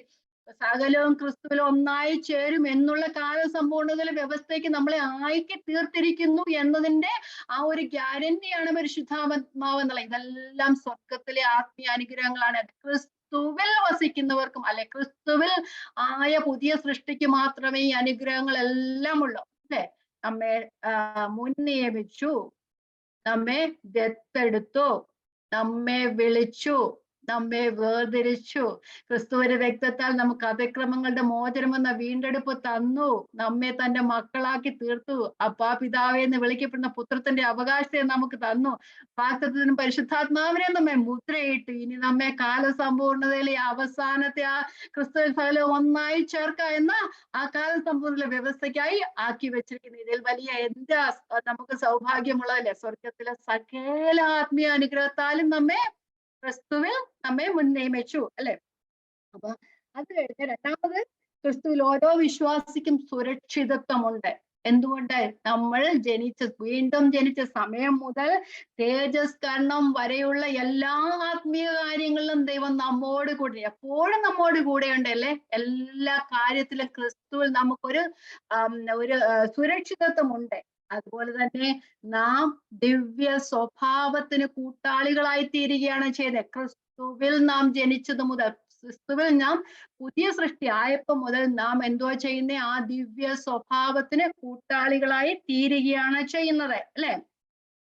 നാം റോമാലേഖനം 8-ാം അധ്യായത്തിൽ പറയുന്നുണ്ട്, അബ്ബാ പിതാവേ എന്ന് വിളിക്കപ്പെടുന്ന പുത്രത്തിന്റെ അവകാശം നാം ദൈവം നമുക്ക് തന്നിരിക്കുന്നു. നാം മക്കളെങ്കിലും അവകാശികളാവുന്നു. ദൈവത്തിന്റെ അവകാശികളും ക്രിസ്തുവിന്റെ കൂട്ടവകാശികളുമാകുന്നു. അവനോടുകൂടെ തേജസ്കരിക്കപ്പെടേണ്ടത് നാം അവനോടുകൂടെ കഷ്ടം അനുഭവിച്ചാൽ അത്രയെന്ന് പറയുന്നത്. അപ്പം നമുക്ക് അവകാശമുണ്ട്, ക്രിസ്തുവിനോടുകൂടെ കൂട്ടവകാശമുണ്ട്. അത് എന്തുകൊണ്ടാണ്? ക്രിസ്തുവിൽ നാം പുതിയ സൃഷ്ടി ആയിത്തീർന്നത് മൂലം ആണ്. ഓക്കെ, നമുക്ക് 2 പത്രോസ് 1-ന്റെ 4-ാമത്തെ വാക്യത്തിൽ ഞാൻ 4-ാമത്തെ വാക്യം ഒന്ന് വായിക്കാം. അവയാൽ 2 പത്രോസ് 1-ന്റെ 4, അവയാൽ അവൻ നമുക്ക് വിലയേറിയതും അതിമഹത്വമായ വാഗ്ദത്തങ്ങളും നൽകിയിരിക്കുന്നു. ഇവയാൽ നിങ്ങൾ ലോകത്തിൻ മോഹത്താലുള്ള നാശം വിട്ടൊഴിഞ്ഞ് ദിവ്യ സ്വഭാവത്തിന് കൂട്ടാളികളായി തീരുവാൻ ഇടയായിത്തീരും. ദിവ്യ സ്വഭാവത്തിന് കൂട്ടാളികളായി തീരുവാനായിട്ടിട, ദൈവികമായ സ്വഭാവത്തിന് നാം കൂട്ടാളികളായി തീരും ആണ്, അല്ലെ? അപ്പൊ നാം ആദ്യം കണ്ടത് ഒരുത്തൻ. എല്ലാവർക്കും ക്രിസ്തുവിനെ ആവശ്യമുണ്ട്. ക്രിസ്തുവിൽ ഇൻ ക്രൈസ്റ്റ്, ക്രിസ്തുവിൽ ആയിത്തീരുക, അല്ലെ? ക്രിസ്തുവിൽ വിശ്വസിക്കുക, ക്രിസ്തുവിൽ ജീവിക്കുക എന്നത്. ഇനി ക്രിസ്തുവിൽ പുതിയ സൃഷ്ടി, ന്യൂ ക്രിയേഷൻ. ഒരുവൻ ക്രിസ്തുവിലായാൽ അവൻ പുതിയ സൃഷ്ടിയാകുന്നു. പുതിയ സൃഷ്ടി, ന്യൂ ക്രിയേഷൻ. അപ്പം ക്രിസ്തുവിലുള്ള പുനർജനനത്തെ കുറിച്ചാണ്, അല്ലെങ്കിൽ പുതിയ സൃഷ്ടിയെ കുറിച്ചാണ് പറഞ്ഞിരിക്കുന്നത്. അപ്പം ക്രിസ്തുവിലായാൽ അവൻ പുതിയ സൃഷ്ടിയാകുന്നു. അപ്പം കർത്താവ് തന്നിലേക്ക് വരുന്നവരെ അവരുടെ പാപം പോക്കുക മാത്രമല്ല ചെയ്യുന്നത്, നമ്മെ ഒരു പുതിയ സൃഷ്ടിയാക്കി തീർക്കുകയാണ് ചെയ്യുന്നത്, അല്ലെ? അപ്പൊ ആ ഒരു നമ്മുടെ പാപങ്ങളെ വീണ്ടെടുക്കുകയും അതുപോലെ തന്നെ നമ്മെ ഒരു പുതിയ മനുഷ്യനാക്കി തീർക്കുകയും ചെയ്യുന്നു. അത് എന്തിൽ കൂടെ? ക്രിസ്തുവിൽ കൂടെ നമ്മെ ഒരു പുതിയ മനുഷ്യനാക്കി തീർക്കുന്നു. നമുക്ക് കൊലോസ്യ ലേഖനം 3-ാം അധ്യായത്തിൽ പറഞ്ഞ വെറും സൃഷ്ടിയല്ല, തന്നെ സൃഷ്ടിച്ചവന്റെ പ്രതിമ പ്രകാരമുള്ള ഒരു പുതിയ സൃഷ്ടിയാക്കി തീർക്കുന്നു, അല്ലെ? വെറും പുതിയ സൃഷ്ടിയല്ല, തന്നെ സൃഷ്ടിച്ചവന്റെ പുതിയ, നമ്മൾ ഇപ്പൊ വായിച്ചതുപോലെ ദിവ്യ സ്വഭാവത്തിന്റെ കൂട്ടാളികളാകുമെന്ന് പറഞ്ഞതുപോലെ തന്നെ കൊലോസ്യ ലേഖനം 3-ന്റെ 10-11, നമ്മെ സൃഷ്ടിച്ചവന്റെ പ്രതിമ പ്രകാരം ക്രിസ്തുവിനെ പോലെ ഒരു പുതിയ സൃഷ്ടി ആക്കി തീർക്കുകയാണ് ചെയ്യുന്നത്. ഞാൻ വായിക്കാം, കൊലോസ്യ ലേഖനം 3-ന്റെ 10-11. തന്നെ കൊലോസ്യ ലേഖനം 3-ന്റെ 10 തന്നെ സൃഷ്ടിച്ചവന്റെ പ്രതിമ പ്രകാരം പരിജ്ഞാനത്തിനായി പുതുക്കം പ്രാപിക്കുന്ന പുതിയ മനുഷ്യനെ ധരിച്ചിരിക്കുന്നത്. വെറും പുതിയ മനുഷ്യനല്ല, തന്നെ സൃഷ്ടിച്ചവന്റെ പ്രതിമ അതുപോലെയുള്ള. അതുകൊണ്ടല്ലേ നമ്മള് 1 യോഹന്നാൻ 3-ന്റെ 1 പറയുന്നത്, കാൺമീൻ നാം ദൈവമക്കളെന്ന് വിളിക്കപ്പെടുക, പിതാവ് നമുക്ക് ഇത്ര വലിയ സ്നേഹം തന്നിരിക്കുന്നു, നാം അവനെ പോലെ അവൻ പ്രത്യക്ഷനാകുമ്പോൾ നാം അവനോട് സമരായി തീരും എന്നല്ലേ അവിടെ പറയുന്നത്. അപ്പൊ ക്രിസ്തുവിന് അനുരൂപരായി തീരുന്നൊരവസ്ഥ. വെറും മനുഷ്യരല്ല, നാം പുതിയ സൃഷ്ടിയാണ്, ക്രിസ്തുവിന് അനുരൂപമായി തീരുന്നൊരവസ്ഥ. അപ്പം വായിക്കാം, തന്നെ സൃഷ്ടിച്ചവന്റെ പ്രതിമ പ്രകാരം പരിജ്ഞാനത്തിനായി പുതുക്കം പ്രാപിക്കുന്ന പുതിയ മനുഷ്യനെ ധരിക്കുന്നില്ല. അതിൽ യവനനും യഹൂദനും എന്നില്ല, പരിച്ഛേദനയും അഗ്രചർമ്മവും എന്നില്ല, ബർബരൻ, ശകൻ, ദാസൻ, സ്വതന്ത്രൻ എന്നുമില്ല, ക്രിസ്തു അത്ര എല്ലാവരിലുമാക്കി. എല്ലാവർക്കും, ഒരാൾക്കും വ്യത്യാസമില്ല. ക്രിസ്തുവിലായ ഒരു മനുഷ്യനും വ്യത്യാസമില്ല. എല്ലാവരും ക്രിസ്തുവിൽ പുതിയ സൃഷ്ടിയായി തീരുകയാണ് ചെയ്യുന്നത്. അപ്പം പുതിയ സൃഷ്ടി, അപ്പം അതിന്റെ അർത്ഥം ക്രിസ്തുവിൽ ആയിത്തീർന്ന്, നമ്മൾ എല്ലാവരും പറയും ക്രിസ്തുവിൽ ആയിത്തീർന്നവരെല്ലാം പുതിയ സൃഷ്ടിയാണ്. അതിന്റെ അർത്ഥം നമ്മൾ ഒരു പെർഫെക്ഷനിലേക്ക് വന്നു എന്നതാണോ? ഒരിക്കലുമല്ല. നാം ഒരു ക്രിസ്തുവിലായി തീർന്ന എന്ന് വെച്ചാൽ നാം ഒരു പെർഫെക്ഷനിലായി എന്നോ നാം സൂപ്പർ സ്പിരിച്വൽ ആയി എന്നോ അല്ല. അതിന്റെ അർത്ഥം നമുക്കൊരു മാറ്റം വന്നു. നമ്മൾ ക്രിസ്തുവിലായപ്പോൾ നമ്മിൽ ഒരു മാറ്റം വന്നു. ആ മാറ്റം എന്ന് പറയുന്നത് ഒരിക്കൽ വന്ന ആ മാറ്റത്തിന് തുടർച്ചയായി നമ്മൾ മാറ്റം വന്നുകൊണ്ടേയിരിക്കുന്നു. നാം ക്രിസ്തുവിനെ സ്വീകരിച്ചു കഴിഞ്ഞാൽ നാം ആ ദിവ്യ സ്വഭാവത്തിന് അനുരൂപരായി തീരുന്നില്ല. അന്നേരം നാം ക്രിസ്തുവിനോട് അനുരൂപരായി അന്നേരം തീരുന്നില്ല. പക്ഷേ തുടർച്ചയായി ദൈവം നമ്മെ മാറ്റിക്കൊണ്ടേയിരിക്കുന്നു. എന്നുവരെയാണ് ഈ മാറ്റം തുടർന്നുകൊണ്ടേയിരിക്കുന്നത്? നാം ഈ ലോകത്തിൽ നിന്ന് മാറ്റപ്പെടുന്നതുവരെ, നമ്മുടെ മരണം വരെ ഈ മാറ്റം തുടർന്നുകൊണ്ടേയിരിക്കുന്നു. അപ്പൊ എന്തിലൊക്കെയാണ് മാറ്റം വരുന്നത്? നമ്മുടെ സ്വഭാവത്തിൽ മാറ്റം വരുന്നു, നമ്മുടെ പ്രവൃത്തിയിൽ മാറ്റം വരുന്നു. അത് ഒരു പ്രസന്റ് കണ്ടിന്യൂസ് ടെൻസ് ആണ്. അത് നമുക്കൊരിക്കൽ മാറ്റം വന്നു, ആ മാറ്റം തുടർന്നുകൊണ്ടേയിരിക്കുന്നു. അതെ, ആ മാറ്റം എന്നുവരെയുണ്ട്? നാം ഈ ലോകത്ത് നിന്ന് മാറ്റപ്പെടുന്നത് വരെ അത് തുടർന്നുകൊണ്ടേയിരിക്കും, അല്ലെ? അപ്പൊ ആ മാറ്റം, നാം ഒരു പുതിയ സൃഷ്ടിയാകുമ്പോൾ ക്രിസ്തുവിന് അനുരൂപമായി തീരുന്നത് നാം ഉടനെ തന്നെ നമ്മൾ എല്ലാ മാറ്റങ്ങളും കാണുകയില്ല. നാം ഓരോ നിമിഷവും ഓരോ ദിവസവും നാം ആ മാറ്റം നമ്മൾ തുടർന്നുകൊണ്ടേയിരിക്കും. പരിശുദ്ധാത്മാവ് നമ്മിൽ വസിച്ചുകൊണ്ട്, ആ ദൈവത്തിന്റെ പരിശുദ്ധാത്മാവിനെ നമ്മുടെ ഉള്ളിൽ പകർന്നിട്ടുണ്ട്. ആ പരിശുദ്ധാത്മാവ് നമ്മുടെ ആത്മാവിനെ, നമ്മുടെ ശരീരത്തെയും ഒക്കെ ആ ക്രിസ്തുവിനെ അനുരൂപമാക്കാനുള്ള ഞരക്കം കൊണ്ട്, നമ്മൾ പറഞ്ഞല്ലേ, ആ ഒരു ഞരക്കം നമ്മളിലുണ്ട്, അല്ലെ? നാം ആ ഒരു വീണ്ടെടുപ്പിന് വേണ്ടി കാത്തിരിക്കുന്നവരാണ്. ആ സൃഷ്ടി ദൈവത്തിന്റെ, ആ ദേവപുത്രന്മാരുടെ വെളിപ്പാടിനെ ആകാംക്ഷയോടെ കാത്തിരിക്കുന്നു. അതുപോലെ ആത്മാവെന്ന ആദ്യദാനം ലഭിച്ച നാമം നമ്മുടെ ശരീരത്തിന്റെ വീണ്ടെടുപ്പിനായി ഞരങ്ങിക്കൊണ്ട് ഉള്ളിൽ ഞരങ്ങിക്കൊണ്ട് ഉള്ളിൽ അങ്ങനെ ഞരങ്ങണമെന്നല്ലേ പറയുന്നത്. അപ്പൊ ഒരുപോലെ ഞരങ്ങിക്കൊണ്ടിരിക്കുക സൃഷ്ടി. നമ്മുടെ ആ ഒരു വെളിപ്പാട്, അല്ലെ, നമ്മുടെ ഒരു വീണ്ടെടുപ്പിന് വേണ്ടി സൃഷ്ടി കാത്തിരിക്കുന്ന പോലെ ആത്മാവെന്ന ആദിദാനം ലഭിച്ച നാമും നമ്മുടെ ആ വീണ്ടെടുപ്പിന് വേണ്ടി കാത്തുകൊണ്ടിരിക്കുക, അല്ലെ? ആ ഞരങ്ങിക്കൊണ്ടിരിക്കുക. ആ ഞരക്കം നമ്മളുടെ ഉള്ളിൽ തരുന്നത് എന്തിനാ? ആരാ തരുന്നത്? ദൈവമാ തരുന്നതെങ്കിൽ നമ്മളുടെ ആത്മാവിനാൽ നമ്മെ ഞരകിക്കൊണ്ടിരിക്കുക. ഈ ലോകത്ത് നാം മാറ്റപ്പെടണം. എന്താ? ഭൗതികമായ നമ്മുടെ ഈ കൂടാരം അഴിഞ്ഞു പോയ സ്വർഗീയമായ ഒരു ശരീരം ദൈവം നമുക്കവിടെ വെച്ചിട്ടുണ്ട്. ആ ശരീരത്തിന് വേണ്ടി നാം കാത്തുകൊണ്ടിരിക്കുന്നവരല്ലേ? അതുകൊണ്ട് നാം പുതിയ സൃഷ്ടിയായവരിലെല്ലാം ഞരക്കമുണ്ട്. ആ ഞരക്കത്തോടു കൂടെയാണ് കാത്തിരിക്കുക. ആ ഞരക്കമാണ് നമ്മെ ക്രിസ്തുവിന് അനുരൂപരായി തീർക്കുന്നത്. കാരണം ഞാൻ ഈ ലോകത്തിലുള്ള അല്ല, ഞാൻ ഈ ലോകത്തിന്റെ പ്രവൃത്തിയിൽ നിന്ന് മാറണം. ഞാൻ പണ്ടെല്ലാവരും ജഡപ്രകാരം അറിഞ്ഞിരുന്നു, ലോകപ്രകാരം അറിഞ്ഞിരുന്നു. പക്ഷെ ഞാൻ ഇപ്പോൾ ക്രിസ്തുവിനെ അറിയുന്നത് ജഡപ്രകാരമല്ല, ആത്മപ്രകാരമാണ്. അതുപോലെ തന്നെ ലോകത്തെയും അറിയുന്നത്. പണ്ട് ഞാൻ സ്നേഹിച്ചതിനെ ഞാൻ ഇപ്പോൾ സ്നേഹിക്കുന്നില്ല. പണ്ട് ഞാൻ താല്പര്യം കാണിച്ചു, എന്റെ പ്രയോറിറ്റിക്ക് വ്യത്യാസം വന്നു, എന്റെ ലാംഗ്വേജിന് വ്യത്യാസം വന്നു, എന്റെ പ്രവൃത്തികൾക്ക് വ്യത്യാസം വന്നു. അതാണ് ക്രിസ്തുവിലുള്ള മാറ്റം. നമുക്കറിയാമല്ലോ, നാം ദൈവത്തെ അറിഞ്ഞ സമയം മുതൽ ഓരോ ദിവസവും നമ്മൾ പോകുമ്പോൾ നമ്മൾ പണ്ട് കണ്ടതാണോ നമ്മളിപ്പോൾ കാണുന്നത്? പണ്ട് നാം പറഞ്ഞിരുന്നതാണോ നാം പറയുന്നത്? അല്ല, നമ്മളിലൊക്കെയും മാറ്റം വന്നിരിക്കുന്നു, അല്ലെ? അത് ആ മാറ്റം ആദ്യമേ തുടങ്ങിയതാണോ? ആ തുടക്കമാണെങ്കിലും പിന്നെയും ഓരോ ദിവസവും കഴിയുമ്പോഴും നമ്മൾ മാറ്റം വന്നുകൊണ്ടിരിക്കും. നമുക്ക് കാണാം, നമ്മുടെ കൂടെയുള്ളവർക്ക് കാണാം, നമ്മൾക്ക് കൂടെ ജോലി ചെയ്യുന്നവർക്ക് കാണാം, എല്ലാവർക്കും കാണാം. അത് കാണാൻ സാധിക്കണം. എന്താണ്? ക്രിസ്തുവിലുള്ള എതിർപ്പുകളൊക്കെ ഉണ്ടാകാം, പക്ഷെ ആ എതിർക്കുന്നതും കാരണം എന്താ? ആ പഴയ ഇരുട്ടിൽ നിന്ന് വെളിച്ചത്തിലേക്ക് വന്നപ്പോൾ ആ വെളിച്ചത്തെ പായിക്കുന്ന പലരും ഇപ്പോഴും വെളിയിലുണ്ടല്ലേ? അതുകൊണ്ടാണ് ആ വെളിച്ചത്തെ കാണുവാൻ ആഗ്രഹിക്കാത്തതുകൊണ്ടാണ് ആ ഇരുട്ടിലുള്ളവരാണ് ഇപ്പോഴും നമ്മളെ പായിക്കുന്നത്. അതുകൊണ്ട് നമ്മൾ വന്ന മാറ്റം എന്താണ്? നാം ക്രിസ്തുവിൽ പുതിയ സൃഷ്ടി ആയതുകൊണ്ടാണ്. ദൈവം നമ്മെ ക്രിസ്തുവിലൂടെ വീണ്ടെടുത്തു. നമ്മളുടെ ആ പാപത്തെ മായ്ച്ചു തന്നു എന്നല്ല, ആ ദിവ്യ സ്വഭാവത്തിന് അനുരൂപരാക്കുവാൻ നമ്മെ ഒരുക്കിക്കൊണ്ടേയിരിക്കും. നമ്മെ പെർഫെക്ഷനിലേക്ക് ദൈവം ആ പെർഫെക്ഷനിലേക്ക് നമ്മളെ കൊണ്ടുപോകുവാനുള്ള ആ പ്രവൃത്തി ദൈവം പരിശുദ്ധാത്മാവിലൂടെ നമ്മെ ചെയ്തുകൊണ്ടേയിരിക്കുന്നു. അപ്പൊ പുതിയ സൃഷ്ടിയാകുക എന്ന് പറഞ്ഞാൽ നാം പെർഫെക്റ്റ് ആയി എന്നല്ല, അല്ലെങ്കിൽ നാം പെർഫെക്ഷനിലായി അല്ലെങ്കിൽ സൂപ്പർ സ്പിരിച്വൽ ആയി എന്നല്ല. നാം ആ പാതയിലേക്ക് നാം പോയിക്കൊണ്ടേയിരിക്കുകയാണ്. അപ്പൊ എല്ലാവർക്കും ക്രിസ്തുവിനെ വേണം. ക്രിസ്തുവിൽ വിശ്വസിക്കുക, ആ പുതിയ സൃഷ്ടി ആകുന്നു. അപ്പം എന്താ പറയുന്നത്? പുതിയ സൃഷ്ടി ആക്കുന്നത് ദൈവമാണ്. പുതിയ സൃഷ്ടി ഒരു ദൈവം തന്നെയല്ല. പക്ഷെ അത് നമ്മളെ എഫേസ്യ ലേഖനം 2:8 പറഞ്ഞ കൃപയാലല്ലോ നിങ്ങൾ വിശ്വാസം മൂലം രക്ഷിക്കപ്പെടുക, അതിനും നിങ്ങൾ കാരണമല്ല, ദൈവത്തിന്റെ ദാനമത്രേ ആകുന്നു. പക്ഷെ അങ്ങനെ ആകണമെങ്കിൽ എന്താ വേണം? ദൈവം ചെയ്യുന്നതാണ് സകലവും. പരിശുദ്ധാത്മാവിനെ നമ്മുടെ ഉള്ളിൽ നൽകിക്കൊണ്ട് ദൈവം ചെയ്യുന്നതാണ്.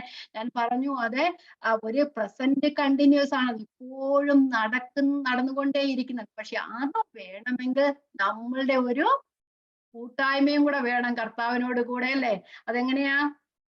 നമ്മളുടെ അനുസരണവും കൂടി അല്ലെ നമ്മളുടെ സമർപ്പണവും കൂടെ വേണം. പുതിയ സൃഷ്ടിയായി പെർഫെക്ഷനിലേക്ക് വരണമെങ്കിൽ ദൈവം പുതിയ സൃഷ്ടിയാക്കി, അല്ലെങ്കിൽ നാം ദൈവത്തിന്റെ മക്കളായി തീർന്ന് നമ്മുടെ ഒരു പ്രവൃത്തിയല്ല, ദൈവത്തിന്റെ ദാനമത്രേ ആകുന്നു. പക്ഷെ അത് കഴിഞ്ഞുള്ള പ്രവൃത്തി എന്ന് പറയുന്ന ആ പെർഫെക്ഷനിലേക്ക് നാം വരുന്നത് ദൈവത്തിന്റെ കൃപയാലാണ്. പക്ഷെ അത് നമുക്കൊരു നമ്മുടെ അനുസരണവും വേണം, നമ്മുടെ സമർപ്പണവും വേണം. നമുക്ക് വായിക്കാം എഫേസ്യ ലേഖനം 4:22 മുതലുള്ള വാക്യങ്ങൾ. എഫേസ്യ ലേഖനം 4:22 മുതലുള്ള വാക്യങ്ങൾ. പെർഫെക്ഷനിലേക്ക് പോകാൻ ആഗ്രഹിക്കുന്നവരൊക്കെ ഈ വാക്യം വല്ലപ്പോഴും ഒക്കെ വായിക്കുന്നത് നല്ലതായിരിക്കും. വായിക്കാം.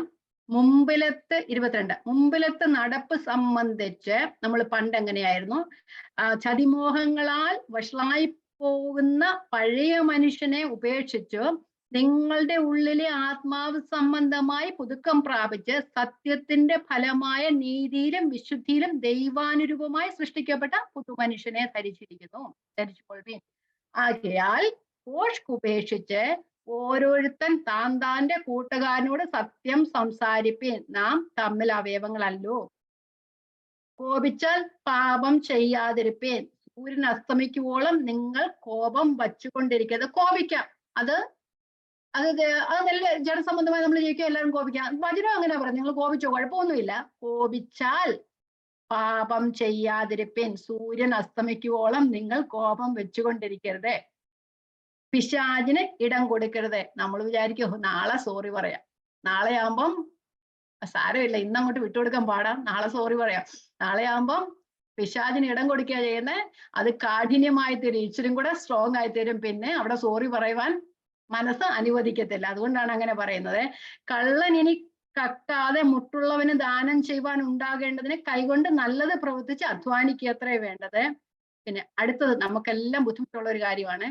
കേൾക്കുന്നവർക്ക് കൃപ ലഭിക്കേണ്ടതിന് ആവശ്യം പോലെ ആത്മീയ വർധനയ്ക്കായി നല്ല വാക്കല്ലാതെ ആകാത്ത ഒന്നും നിങ്ങളുടെ വായിൽ നിന്ന് പുറപ്പെടരുത്. ഇവിടെ വായിക്കാം.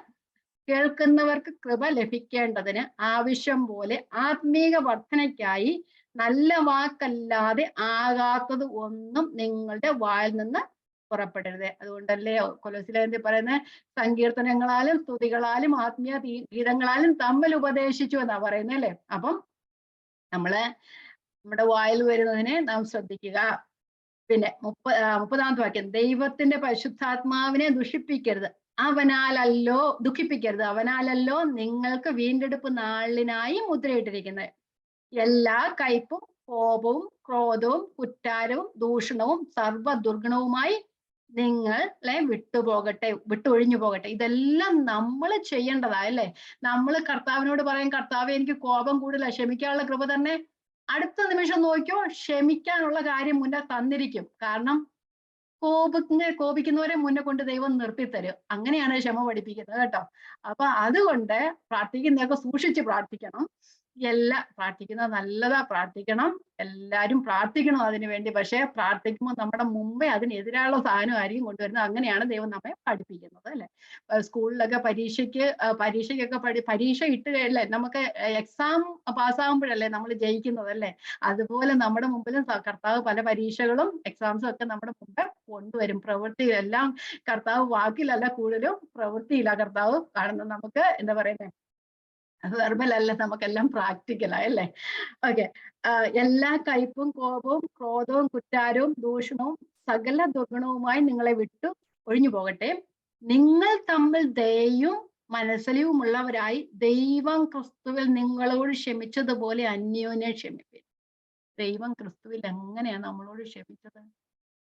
നാം പാപികളായിരിക്കുമ്പോൾ, ശത്രുക്കളായിരിക്കുമ്പോൾ, നാം ബലഹീനരായിരിക്കുമ്പോൾ ഒരിക്കലും ദൈവത്തോട് നിരന്നുകൊള്ളുവാൻ, ഒരു സമാധാനവും കൈക്കൊള്ളുവാൻ ആ യോഗ്യത ഇല്ലായിരുന്നപ്പോഴായിരുന്നു ദൈവം നമ്മോട് ക്ഷമിച്ചത്. അവിടെ അതുകൊണ്ടാണ് പറയുന്നത്, നിങ്ങൾ ദയയും മനസ്സിലും ഉള്ളവരായി ദൈവം ക്രിസ്തുവിൽ നിങ്ങളോട് ക്ഷമിച്ചതുപോലെ നിങ്ങളും അന്യോന്യം ക്ഷമിപ്പീൻ. ഓക്കെ. അപ്പം ആ ക്രിസ്തുവിലുള്ള പുതിയ സൃഷ്ടി, നാം ഒരു പ്രസന്റ് കണ്ടിന്യൂസ്, ഇതിൽ ഒന്നുപോലും ഇല്ലാത്തവരാരും ഇവിടെ ഉണ്ടോ ഇവിടെ? അപ്പൊ നമ്മൾ ഇതൊക്കെ മാറുന്നത് വരെ നമ്മൾ ഈ ലോകത്തു നിന്നും പോകുന്നത് വരെ നമ്മളുടെ ക്രിസ്തുവിലെ പുതിയ സൃഷ്ടിയുടെ പണി നടന്നുകൊണ്ടേയിരിക്കും. നമുക്ക് മാറ്റം വന്നുകൊണ്ടേയിരിക്കും. നമ്മൾ ഓരോ ദിവസവും കേൾക്കുന്ന വചനങ്ങളും നമ്മുടെ പ്രാർത്ഥനയും ദൈവത്തിന്റെ പരിശുദ്ധാത്മാവിൽ നമ്മളുടെ ക്രിയകളും നമ്മൾ ചെയ്യുന്ന പ്രവൃത്തികളും എല്ലാം നമ്മെ ആ ആ വിശുദ്ധീകരണത്തിന്റെ പാതയിലേക്ക് നടത്തിക്കൊണ്ടിരിക്കും. അതുകൊണ്ടല്ലേ കർത്താവ് പറഞ്ഞു, നമ്മളെ എന്തിനാ തിരഞ്ഞെടുത്തത്? നാം അവന്റെ സന്നിധിയിൽ വിശുദ്ധരും നിഷ്കളങ്കരുമായിരിക്കാൻ. അത് സ്വർഗത്തിലെ ആത്മീയ അനുഗ്രഹത്തിന്റെ കൂട്ടത്തിൽ നമ്മൾ വായിച്ചതാ അല്ലേ? അപ്പൊ നാം അവന്റെ സന്നിധിയിൽ വെളിപ്പെടുമ്പോൾ വിശുദ്ധരും നിഷ്കളങ്കരുമായിരിക്കണം. തെസ്സലോനിക്ക ലേഖനം പറയുന്നുണ്ട്, നാം അവന്റെ പ്രത്യക്ഷയിൽ ലജ്ജിക്കാതിരിക്കേണ്ടതിന്. ആ പ്രത്യക്ഷയിൽ നമ്മൾ ലജ്ജിക്കാതിരിക്കാനാണ് ദൈവത്തിന്റെ വചനത്തിലൂടെ നമ്മെ എപ്പോഴും ഓർമ്മിപ്പിച്ചുകൊണ്ടിരിക്കുന്നത്. നമ്മെ അവൻ പുതിയ സൃഷ്ടിയാക്കിയെങ്കിലും ആ പെർഫെക്ഷനിലേക്ക് ക്രിസ്തുവിന് അനുരൂപമായി നാം വരണമെങ്കിൽ നാമും നമ്മെ തന്നെ ദൈവസന്നിധിയിൽ സമർപ്പിക്കണം. നാമും അനുസരണം ഉള്ളവരായി തീരണം. അപ്പം നമ്മൾ പറഞ്ഞ ആ പുതിയ സൃഷ്ടി, അപ്പം ക്രിസ്തുവിലെ പുതിയ സൃഷ്ടി നമ്മെ ആക്കി ആ പ്രവൃത്തി നമ്മിൽ ദൈവം തുടർന്നുകൊണ്ടേയിരിക്കുന്നു. നമ്മെ പെർഫെക്ഷനിലേക്ക് കൊണ്ടുവരും. പക്ഷെ ഇനി അടുത്ത അതിന്റെ ഒരു പോയിന്റ് എന്ന് പറയുന്നത്, ആ ലോക ഉണ്ടായിരുന്ന ഒരു പുതിയ സൃഷ്ടിയെ ഉണ്ടാക്കിയില്ലേ ദൈവം? ഒന്നുമില്ലാകുന്ന സകലത്തെ ഉളവാക്കിയില്ലേ? ഉണ്ടാകട്ടെ എന്ന് പറഞ്ഞപ്പോൾ സകലതും ഉണ്ടായി അല്ലേ? വെളിച്ചം ഉണ്ടാകട്ടെ എന്ന് പറഞ്ഞപ്പോൾ ദൈവം വെളിച്ചമുണ്ടായി. എല്ലാം സസ്യങ്ങൾ ഉണ്ടാകട്ടെ, മൃഗങ്ങൾ ഉണ്ടാകട്ടെ, അങ്ങനെ എല്ലാം പറഞ്ഞപ്പോൾ എല്ലാം ഉണ്ടായി. പക്ഷെ അതിൽ നിന്നും ഒരു മഹത്വകരമായ ഒരു സംഭവമാണ് ക്രിസ്തുവിലെ പുതിയ സൃഷ്ടി എന്ന് പറയുന്നത്. അപ്പൊ അതെന്നാ മഹത്വകരമായി തീരാൻ കാരണം അന്ന് ദൈവം സൃഷ്ടിച്ചത് എല്ലാം ഒന്നുമില്ലായ്മയിൽ നിന്ന് ഉണ്ടാകട്ടെ എന്ന് പറഞ്ഞപ്പോൾ ദൈവം ഉണ്ടായതാണ്. പക്ഷെ മനുഷ്യനെ സൃഷ്ടിച്ചത് കളിമണ്ണിൽ മണ്ണിൽ നിന്ന് ഉണ്ടാക്കി, പൊടിയിൽ നിന്ന് ഉണ്ടാക്കി. എങ്കിലും ആ പൊടിയെ ദൈവം സൃഷ്ടിച്ചത് അതിനുമ്പ് ഒന്നുമില്ലായിരുന്നു. നമുക്ക് പറയാം മനുഷ്യനെ സൃഷ്ടിച്ച പൊടിയിൽ നിന്നാണ്. ആ പൊടി അന്നൊന്നുമില്ലായിരുന്നു. പക്ഷേ ക്രിസ്തുവിൽ നമ്മെ പുതിയ സൃഷ്ടിയാക്കി തീർക്കാൻ ദൈവം വലിയൊരു വില കൊടുത്തു. എന്താണ്? തന്റെ ഏകജാതനായ പുത്രനെ നമുക്ക് വേണ്ടി കാൽവരി ക്രൂശിൽ യാഗമായി തീർത്തു. അതുകൊണ്ടാണ് ക്രിസ്തുവിലെ പുതിയ സൃഷ്ടി മഹത്വകരമായിരിക്കാൻ കാരണം. ആദിയിൽ ഒന്നുമില്ലായ്മയെന്ന് എല്ലാവരും ഉണ്ടാകട്ടെ എന്ന് ദൈവത്തിന് പറഞ്ഞാൽ മാത്രം മതിയായിരുന്നു. പക്ഷെ നമ്മെ ക്രിസ്തുവിൽ പുതിയ സൃഷ്ടിയാക്കണമെങ്കിൽ ദൈവത്തിന് ഒരു വലിയ വില കൊടുക്കേണ്ടി വന്നു. തന്റെ ഏകജാതനായ പുത്രനെ നമുക്ക് വേണ്ടി കർത്താവ് കാൽവരി ക്രൂശിൽ യാഗമായി തീർക്കേണ്ടതായി വന്നു. യോഹന്നാൻ 3:16 തന്റെ ഏകജാതനായ പുത്രനിൽ വിശ്വസിക്കുന്ന ഏവനും നശിച്ചുപോകാൻ നിത്യജീവൻ പ്രാപിക്കേണ്ടതിന് ദൈവം അവനെ നൽകുവാൻ തക്കവണ്ണം ലോകത്തെ സൃഷ്ടിച്ചു. അപ്പം പുതിയ സൃഷ്ടിയിൽ ദൈവത്തിന് വലിയൊരു വില കൊടുക്കണം. നമ്മൾ പറയും നമ്മൾ ദൈവത്തെ വിശ്വസിച്ചാൽ മാത്രം മതി പുതിയ സൃഷ്ടി ആയിത്തീരുമെന്നല്ലേ? അല്ല, വിശ്വസിച്ചാൽ മതി. പക്ഷെ അതിന് നമ്മളല്ല ചെയ്തത്, വില കൊടുത്തത് ദൈവമാ വില കൊടുത്തത്. നമ്മൾ പറയും അയ്യോ ഞാൻ ദൈവത്തെ വിശ്വസിച്ചത് വലിയൊരു കാര്യമാ. ഒന്നുമല്ല, ദൈവത്തിന്റെ കൃപയാൽ ദൈവം നമ്മെ മക്കളാക്കി തീർത്തു. അതിനുവേണ്ടി ദൈവം ഒരു വലിയ വില കൊടുത്തു. അതുപോലെ തന്നെ ആ പുതിയ എന്താ പറയുന്നത്, പഴയ സൃഷ്ടിയിൽ ലോകസ്ഥാപനത്തിൽ ആ പുതിയ സൃഷ്ടിയൊക്കെ ദൈവം ഉണ്ടാക്കിയപ്പോൾ അവിടെ ഒന്നുമില്ലായിരുന്നു. പക്ഷെ മനുഷ്യന്റെ പുതിയ സൃഷ്ടിയെ ഉണ്ടാക്കിയപ്പോൾ അവിടെ നമ്മൾ എന്തോ ഉണ്ടായിരുന്നു? നമ്മുടെ ഒരു പഴയ മനുഷ്യൻ ഉണ്ടായിരുന്നു അല്ലെ? ആ പഴയ മനുഷ്യൻ, റോമാലേഖനം പറയുന്നുണ്ട്, അനീതിയുള്ള മനുഷ്യൻ ഉണ്ടായിരുന്നു നമ്മളല്ലേ? ആ ഒരു പാപത്തിന്റെ ഫലമായുള്ള ഒരു പഴയ മനുഷ്യരിൽ നിന്നാണ് ദൈവം ഒരു പുതിയ സൃഷ്ടിയെ ഉണ്ടാക്കിയത് നമ്മളെ. ആ പഴയ സൃഷ്ടി എങ്ങനായിരുന്നു നമുക്കൊന്ന് വായിക്കാം. നാം ആരായിരുന്നു നമുക്കൊന്ന് വായിക്കാം. റോമാലേഖനം 1:21. അപ്പൊ നമുക്ക് മനസ്സിലാവും കർത്താവ് എന്ത് വില കൊടുത്താ നമ്മളെ ഈ പുതിയ സൃഷ്ടിയാക്കി തീർത്തത്. വായിക്കാം. നമ്മളെ ആ പഴയ ദുഷ്ടത നിറഞ്ഞ ഒരു മനുഷ്യനായിരുന്നു നമ്മൾ ഉണ്ടായിരുന്നത് അല്ലെ? വായിക്കാം. എന്നിലും നിങ്ങളിലും എല്ലാം, പൗലോസിലും എല്ലാം ആരെയും ഒഴിച്ചു നിർത്തില്ല. എല്ലാവരും പാപം ചെയ്ത് ദൈവതേജസ് നഷ്ടപ്പെട്ടവരായിരുന്നു. ആ ദൈവതേജസ് നഷ്ടപ്പെട്ടവര് ഈ തരത്തിലുള്ളവരായിരുന്നു. റോമാലേഖനം 1:29 മുതൽ അവർ സകല അനീതിയും ദുഷ്ടതയും അത്യാഗ്രഹവും ദുർബുദ്ധിയും നിറഞ്ഞവർ, അസൂയ, കൊല, പിണക്കം, കപടം, ദുശ്ശീലം എന്നിവ തിങ്ങിയവർ, കുരളക്കാർ, ഏഷണിക്കാർ, ദൈവദോഷികൾ, നിഷ്ഠൂരന്മാർ, ഗർവിഷ്ഠന്മാർ, ആത്മപ്രശംസക്കാർ, പുതുദോഷം സങ്കല്പിക്കുന്നവർ, മാതാപിതാക്കളെ അനുസരിക്കാത്തവർ, ബുദ്ധിഹീനർ, നിയമലംഘികൾ, വാത്സല്യമില്ലാത്തവർ, കനിവറ്റവർ, ഈ വക പ്രവർത്തിക്കുന്നവർ മരണയോഗ്യർ എന്നുള്ള ന്യായം അവർ അറിഞ്ഞിട്ടും അവയെ പ്രവർത്തിക്കുക മാത്രമല്ല, പ്രവർത്തിക്കുന്നവർ പ്രസാദിക്കുക കൂടെ ചെയ്തു. ഇങ്ങനെയുള്ള ഒരു പഴയ ആ മനുഷ്യനെ മാറ്റിയിട്ട് സ്നേഹവും കരുണയും ആർദ്രതയുമുള്ള ഒരു പുതിയ സൃഷ്ടിയാക്കി നമ്മെ തീർത്തു, അല്ലേ? അല്ലെങ്കിൽ തീർത്തുകൊണ്ടേയിരിക്കുന്നു. ദൈവം ആ പണി തുടർന്നുകൊണ്ടേയിരിക്കുന്നു. ഇത്രത്തോളം അകൃത്യങ്ങളാലും പാപങ്ങളാലും മറ്റേ സകല അനീതിയും ദുഷ്ടതയും അത്യാഗ്രഹവും ആ പറഞ്ഞിരിക്കുന്ന എല്ലാം ഉണ്ടായിരുന്ന നമ്മളെ ദൈവം കരുണയും ആർദ്രതയും സ്നേഹവും മനസ്സലിവും എല്ലാം ഉള്ളവരായിട്ട്, അതുകൊണ്ടല്ലേ കർത്താവ് പറയുന്നത്, അധ്വാനിക്കുന്നവരും ഭാരം ചുമക്കുന്നവരും എൻ്റെ അടുക്കൽ വരും, ഞാൻ സൗമ്യതയും താഴ്മയും ഉള്ളവനായതുകൊണ്ട് എൻ്റെ നുകം ഏറ്റുകൊണ്ട് എന്നോട് പഠിപ്പീനെന്ന്. ആ നുകത്തിന് കീഴിലാണ് നാം ആയിരിക്കുന്നത്. നാം ഒന്നിനും പ്രയോജനമില്ലാത്തവരായിരുന്നു, സകല ദുഷ്ടത അനീതിയും നിറഞ്ഞവരായിരുന്നു. ആ പഴയ മനുഷ്യനെ മാറ്റിയിട്ടാണ് ദൈവം നമ്മിൽ ഒരു പുതിയ മനുഷ്യനെ സൃഷ്ടിച്ചത്. മത്തായി സുവിശേഷം 5:48 പറയുന്നുണ്ട്, എടുക്കണ്ട. മത്തായി സുവിശേഷം 5:48, ആകയാൽ നിങ്ങളുടെ സ്വർഗീയ പിതാവ് സൽഗുണപൂർണനായിരിക്കുന്നത് പോലെ നിങ്ങളും സൽഗുണപൂർണരാകുവീരെന്ന് പറയാം. ഇത് ആകാൻ വയ്യാത്ത കാര്യമൊന്നും അല്ല. ആ ബൈബിളിൽ നമുക്ക് ആകാൻ വയ്യാത്ത കാര്യത്തെ ഒന്നും പറഞ്ഞിട്ടില്ല. പക്ഷെ നമുക്ക് ആകാൻ മനസ്സില്ലാത്തതുകൊണ്ടാണ് നമ്മൾ അങ്ങനെയൊന്നും ആകാത്തത്. നമ്മളെ പൂർണ്ണമായും നമുക്ക് സമർപ്പിച്ചു കൊടുക്കാൻ മനസ്സില്ലാത്തത് കൊണ്ടാണ്. ഇവിടെ പറയുന്നു, ആകയാൽ നിങ്ങളുടെ സ്വർഗീയ പിതാവ് സൽഗുണപൂർണനായിരിക്കുന്നത് പോലെ നിങ്ങളും സൽഗുണപൂർണർ ആകുവീൻ. അപ്പം നമ്മളെ എന്ത് പറയുന്നത്, ആ പഴയ സൃഷ്ടിയിൽ ഒരു ക്രിസ്തുവിലായാൽ ന്യൂ ക്രിയേഷൻ ആയി, ആ പുതിയൊരു സൃഷ്ടിയായി, ആ പുതിയ സൃഷ്ടി ആ പഴയ സൃഷ്ടിയിലെ, ആ ലോകസ്ഥാപനത്തിലുള്ള ആ ദൈവം സൃഷ്ടിച്ച സൃഷ്ടിയിലേക്കാൾ ഏറ്റവും മഹത്തരമായ ഒരു സൃഷ്ടിയാണ് നമ്മുടെ സൃഷ്ടി.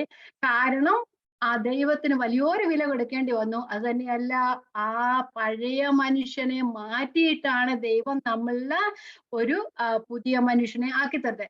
ഇനി നമുക്ക് ക്രിസ്തുവിലുള്ള ആ ഒരു പുതിയ ജീവിതം എന്ന് സാധാരണ ഒരു ജീവിതം പോലെയാണോ? ഒരിക്കലുമല്ല. ഒരു ചലഞ്ചിങ് ലൈഫാണ്.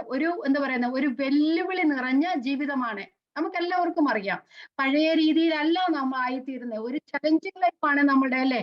അപ്പൊ എന്തുവാ ചെയ്യുന്നത്? ആ പഴയ മനുഷ്യന്, നമ്മളിലുള്ളൊരു പഴയ മനുഷ്യൻ ഉണ്ടായിരുന്നു, അതിപ്പോഴും ഉണ്ട്, അല്ലേ? അതിപ്പോഴും അങ്ങോട്ട് മറഞ്ഞു കിടക്കുക. അത് പൂർണ്ണമായിട്ടൊന്നും മാറിയിട്ടൊന്നുമില്ല. അപ്പൊ നാം എന്തോ ചെയ്യണം? ആ നമ്മളുള്ള പഴയ മനുഷ്യനെ ഓരോ ദിവസവും ആ ക്രിസ്തുവിന് ക്രൂശിക്കപ്പെട്ട് ജീവിക്കുന്ന ഒരു ക്രൂശിന് അടിമയാക്കി തീർത്തി പോകുന്ന ഒരവസ്ഥ. ആ നമ്മുടെ പഴയ മനുഷ്യനെ ഓരോ ദിവസവും ക്രിസ്തുവിനോട് കൂടെ ക്രൂശിക്കപ്പെട്ട് ജീവിപ്പിക്കുന്ന ഒരവസ്ഥ, അല്ലെ? നമ്മുടെ പഴയ സ്വഭാവത്തെയൊക്കെ തെളിച്ചു കളയുക എന്ന് പറഞ്ഞു കഴിഞ്ഞാൽ ബുദ്ധിമുട്ടുള്ള കാര്യമല്ലേ? അതിന് നാമും പരിശ്രമിച്ചേ ഒക്കത്തുള്ളൂ. നമുക്ക് ആ പഴയ രീതിയിൽ പോകാനായിട്ട് ഒക്കത്തില്ല, അല്ലെ? നമ്മൾ പണ്ട് എവിടെയായിരുന്നു, അവിടെ നിന്നും വഴി മാറിയുള്ള ഒരു ജീവിതമാണ് നമ്മുടേതല്ലേ? നമ്മളൊരു വിശാലമായ വഴിയിലൂടെയായിരുന്നു പൊയ്ക്കൊണ്ടിരുന്നത്. ആ വിശാലമായുള്ള പാതയിൽ നിന്ന് നമ്മൾ മാറി ഇപ്പൊ ഇടുക്കമുള്ള ഒരു വഴിയിലൂടെയാണ് നാം പോകുന്നതല്ലേ?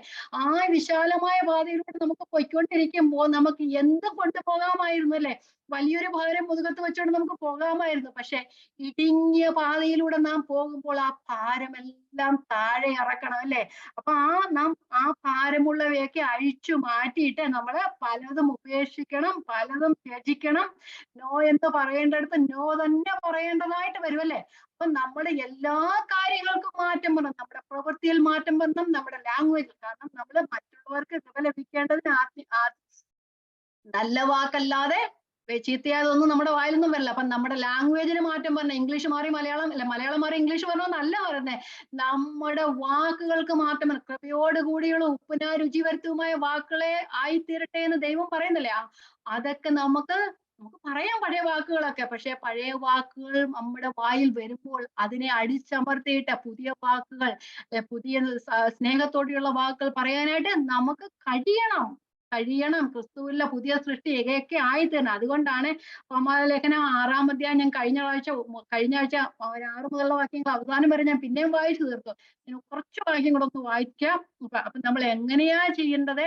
ഇനി നാം പാപത്തിന് റോമർ 6:6 നാം ഇനി പാപത്തിന് അടിമപ്പെടാതെ വണ്ണം. ഇനി പാപത്തിന് എന്താ കാരണം അങ്ങനെ പറയാനുണ്ട്. ആദ്യം മുതൽ പറയുന്നുണ്ട്, നാം ഒരുവൻ ക്രിസ്തുവിലായി, നാം ക്രിസ്തുവിലായി, ക്രിസ്തുവിനോട് കൂടെ നമ്മെ കുഴിച്ചിട്ടു. ക്രിസ്തു പിതാവിന്റെ മഹിമയിൽ ഉയർത്തെഴുന്നേറ്റതുപോലെ നാമും ജീവന്റെ പുതുക്കത്തിൽ നടക്കേണ്ടവരാ. ആ ജീവന്റെ പുതുക്കത്തിൽ നടക്കേണ്ടവരാണെങ്കിൽ നാം ഇനിയും നാം ഒരിക്കൽ പാപത്തിന് അടിമകളായിരുന്നു. അതുകൊണ്ടാണ് 6:6 ഇങ്ങനെ പറയുന്നത്, നാം ഇനി പാപത്തിന് അടിമപ്പെടാതെ വണ്ണം പാപ ശരീരത്തിന് നീക്കം വരേണ്ടതിന് നമ്മുടെ പഴയ മനുഷ്യൻ അവനോട് കൂടെ ക്രൂശിക്കപ്പെട്ടു എന്നറിയുന്നു. ക്രൂശിക്കപ്പെട്ടു.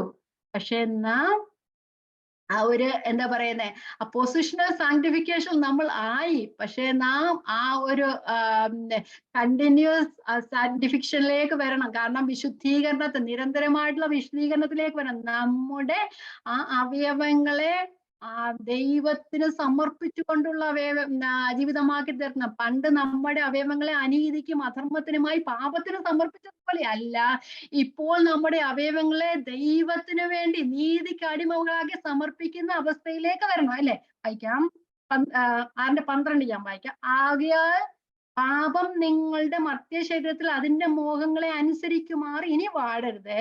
നിങ്ങളുടെ അവയവങ്ങളെ അനീതിയുടെ ആയുധങ്ങളായി പാപത്തിന് സമർപ്പിക്കുകയുമരുത്. നിങ്ങളെ തന്നെ മരിച്ചിട്ട് ജീവിക്കുന്നവരായും നിങ്ങളുടെ അവയവങ്ങളെ നീതിയുടെ ആയുധങ്ങളായും ദൈവത്തിന് സമർപ്പിച്ചുകൊള്ളി. ഇനി താഴോട്ടുള്ള വാക്യങ്ങളെല്ലാം അതാ പറയുന്നത്.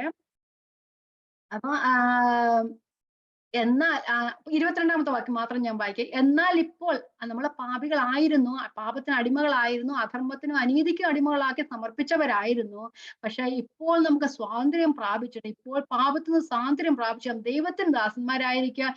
നിങ്ങൾക്ക് ലഭിക്കുന്ന ഫലം വിശുദ്ധീകരണവും അതിന്റെ അന്ത് നിത്യജീവനം തന്നെ. അപ്പൊ നമ്മള് ഈ അടിമകളാക്കി നമ്മളെ ഈ നീതിക്ക് അല്ലെങ്കിൽ ദൈവത്തിന് അടിമകളാക്കി നമ്മുടെ അവയവങ്ങളെ സമർപ്പിക്കുമ്പോൾ നമ്മൾക്ക് വിശുദ്ധീകരണമാണ്. ആ വിശുദ്ധീകരണത്തിലേക്കൂടാണ് നാം നടന്നുകൊണ്ടേയിരിക്കുന്നത്. ദിവസം തോറുമുള്ള പണിയാണ്, ആ ദിവസം തോറുമുള്ള പ്രവൃത്തിയാണ്. അതിന്റെ അന്തം നമുക്ക് ജീവനാണ് പ്രദാനം ചെയ്യുന്നത്. അല്ലെ?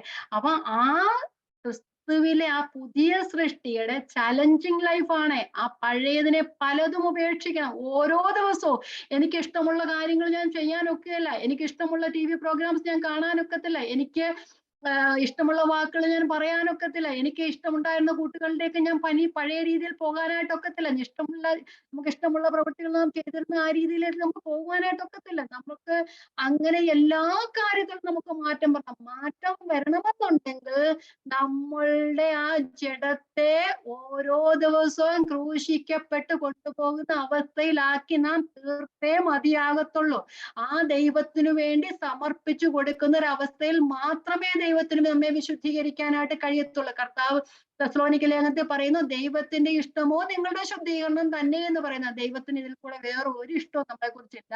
നാം അവന്റെ സന്നിധിയിൽ വിശുദ്ധീകരും നിഷ്കളങ്കരുമായി തീരേണ്ടതിന് വേണ്ടിയാണ് തന്റെ ഏകജാതനായ പുത്രന്റെ ദൈവം നമുക്ക് വേണ്ടി തന്നത്. അങ്ങനെയെങ്കിൽ ദൈവം നമ്മളിൽ നിന്ന് ആഗ്രഹിക്കുന്ന ഒരു കാര്യം മാത്രമേ ഉള്ളൂ, നാം വിശുദ്ധരും നിഷ്കളങ്കരുമായി അവന്റെ സന്നിധിയിൽ വെളിപ്പെടണം. അങ്ങനെ വെളിപ്പെടണമെങ്കിൽ നാം ഇനി പാപത്തിന് അടിമപ്പെടാതെ വണ്ണം പാപശരീരത്തിൽ നീക്കം വരേണ്ടതിന് നമ്മുടെ പഴയ മനുഷ്യനെ ക്രിസ്തുവിനോട് കൂടെ ഓരോ ദിവസവും ക്രൂശിക്കപ്പെട്ട് നടക്കുന്ന അവസ്ഥയിലായി തീരണം ഞാനും നിങ്ങളും. അത് നമ്മുടെ വാക്കിലും പ്രവൃത്തിയിലും നമ്മുടെ സ്വഭാവത്തിലും വെളിപ്പെടണം.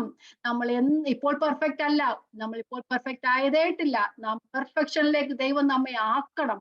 കാരണം അന്ന് നാം ദൈവത്തിന്റെ സന്നിധിയിലാണ് നിൽക്കുന്നത്. എല്ലാവരും അവനവൻ ശരീരത്തിലിരിക്കുമ്പോൾ നല്ലതായാലും തീയതായാലും തക്കവണ്ണം പ്രാപിക്കുന്നതിന് ഓരോരുത്തരും ദൈവത്തിന്റെ ന്യായാസനത്തിനും ക്രിസ്തുവിന്റെ ന്യായാസനത്തിനും വെളിപ്പെടേണ്ടതാകുന്നു ദൈവത്തിനും പറഞ്ഞു എങ്കിൽ അന്ന് നാം ലജ്ജിക്കപ്പെടാതിരിക്കണമെങ്കിൽ ഇന്ന് നാം വിശുദ്ധീകരണത്തിന്റെ പാതയിലൂടെ പോകുവാൻ നാം നമ്മെ തന്നെ ദൈവത്തിന്റെ സന്നിധിയിൽ സമർപ്പിക്കണം. നമ്മിലുള്ള പരിശുദ്ധാത്മാവാണ് സകലവും ചെയ്യുന്നത് എങ്കിലും നാം ദൈവത്തിന് മുമ്പിൽ നമ്മെ തന്നെ സമർപ്പിച്ചു പോയാൽ മാത്രമേ ദൈവം നമ്മിൽ നിന്ന് ആഗ്രഹിക്കുന്ന രീതിയിൽ നാം ആയിത്തീരുവാനായിട്ട് കഴിയുകയുള്ളൂ. നാം പ്രസംഗിച്ചത് കൊണ്ടോ നമ്മൾ ബൈബിൾ സ്റ്റഡി എടുത്തത് കൊണ്ടോ ഒന്നും നടക്കത്തില്ല. നമ്മുടെ ശരീരത്തെ, നമ്മുടെ പാപ ശരീരത്തെ അല്ലെങ്കിൽ നമ്മുടെ പഴയ മനുഷ്യൻ ഇപ്പോഴും അവിടെ ഒതുങ്ങിയിരിപ്പുണ്ട്, ഇടയ്ക്കിടയ്ക്ക് പൊങ്ങി വരും ഇല്ലേ? അപ്പൊ അതിനെ നാം ക്രൂശിക്കപ്പെട്ട ക്രിസ്തുവിനോട് കൂടെ ക്രൂശി എടുക്കുന്നതെന്നാ പറയുന്നത്. ക്രൂശി എടുക്കുന്നവൻ ആരാ? ക്രൂശിക്കപ്പെട്ടെന്നാ പറയുന്നത്. ക്രൂശി എടുക്കുന്നവൻ തന്നെ മരണം ചുമന്നുകൊണ്ടാ പോകുന്നല്ലേ. ആർക്കു വേണ്ടി പണ്ട് ജെറുസലേമിലൊക്കെ ഉണ്ടായിരുന്ന റോമ ഗവൺമെന്റ് കാലത്തിന്റെ ക്രൂശിക്കപ്പെടുക എന്ന് പറഞ്ഞാൽ ആ ക്രൂശിക്കപ്പെടുന്ന വ്യക്തിയാണ് ആ കുരിശ് ചുമന്നുകൊണ്ട് പോകുന്നത്. അപ്പൊ നാം കുരിശ് ചുമന്നുകൊണ്ട് പോകുക എന്ന് വെച്ച് കഴിഞ്ഞാൽ നമ്മുടെ മരണമാണ്. അപ്പൊ നാം ഓരോ ദിവസവും നമ്മെ മരിപ്പിച്ചുകൊണ്ടിരിക്കണം. കാരണം എനിക്ക് വേണ്ടി ഒരുവൻ മരിച്ചതാ, അവന് വേണ്ടി ഞാനിനി ജീവിക്കണം. അവന് വേണ്ടി ഞാനിനി ജീവിക്കുമ്പോൾ ഞാൻ ഈ ലോകത്തുള്ള മനുഷ്യർക്ക് വേണ്ടിയോ മറ്റുള്ളവർക്ക് വേണ്ടിയോ ലോകത്തിന് വേണ്ടിയോ ജീവിക്കാനായിട്ട് ഒക്കില്ല. കാരണം എനിക്ക് വേണ്ടി ഒരുവൻ മരിച്ചിരിക്കുന്നു, ഞാനിനി ജീവിക്കുന്നത് അവന് വേണ്ടിയാണ് ജീവിക്കുന്നത്. അപ്പൊ നാം പറഞ്ഞത് ഒരുത്തൻ ക്രിസ്തുവിലായാൽ അവൻ പുതിയ സൃഷ്ടിയാകുന്നു. ഇനി ആ പുതിയ സൃഷ്ടിയാകുന്നു. അതുപോലും വായിക്കാനുള്ള സമയം ഇല്ലല്ലേ. അപ്പൊ ഒരു 5 മിനിറ്റ് കൊണ്ട് ഞാൻ അവിടെ തീർക്കാം. ഓക്കെ.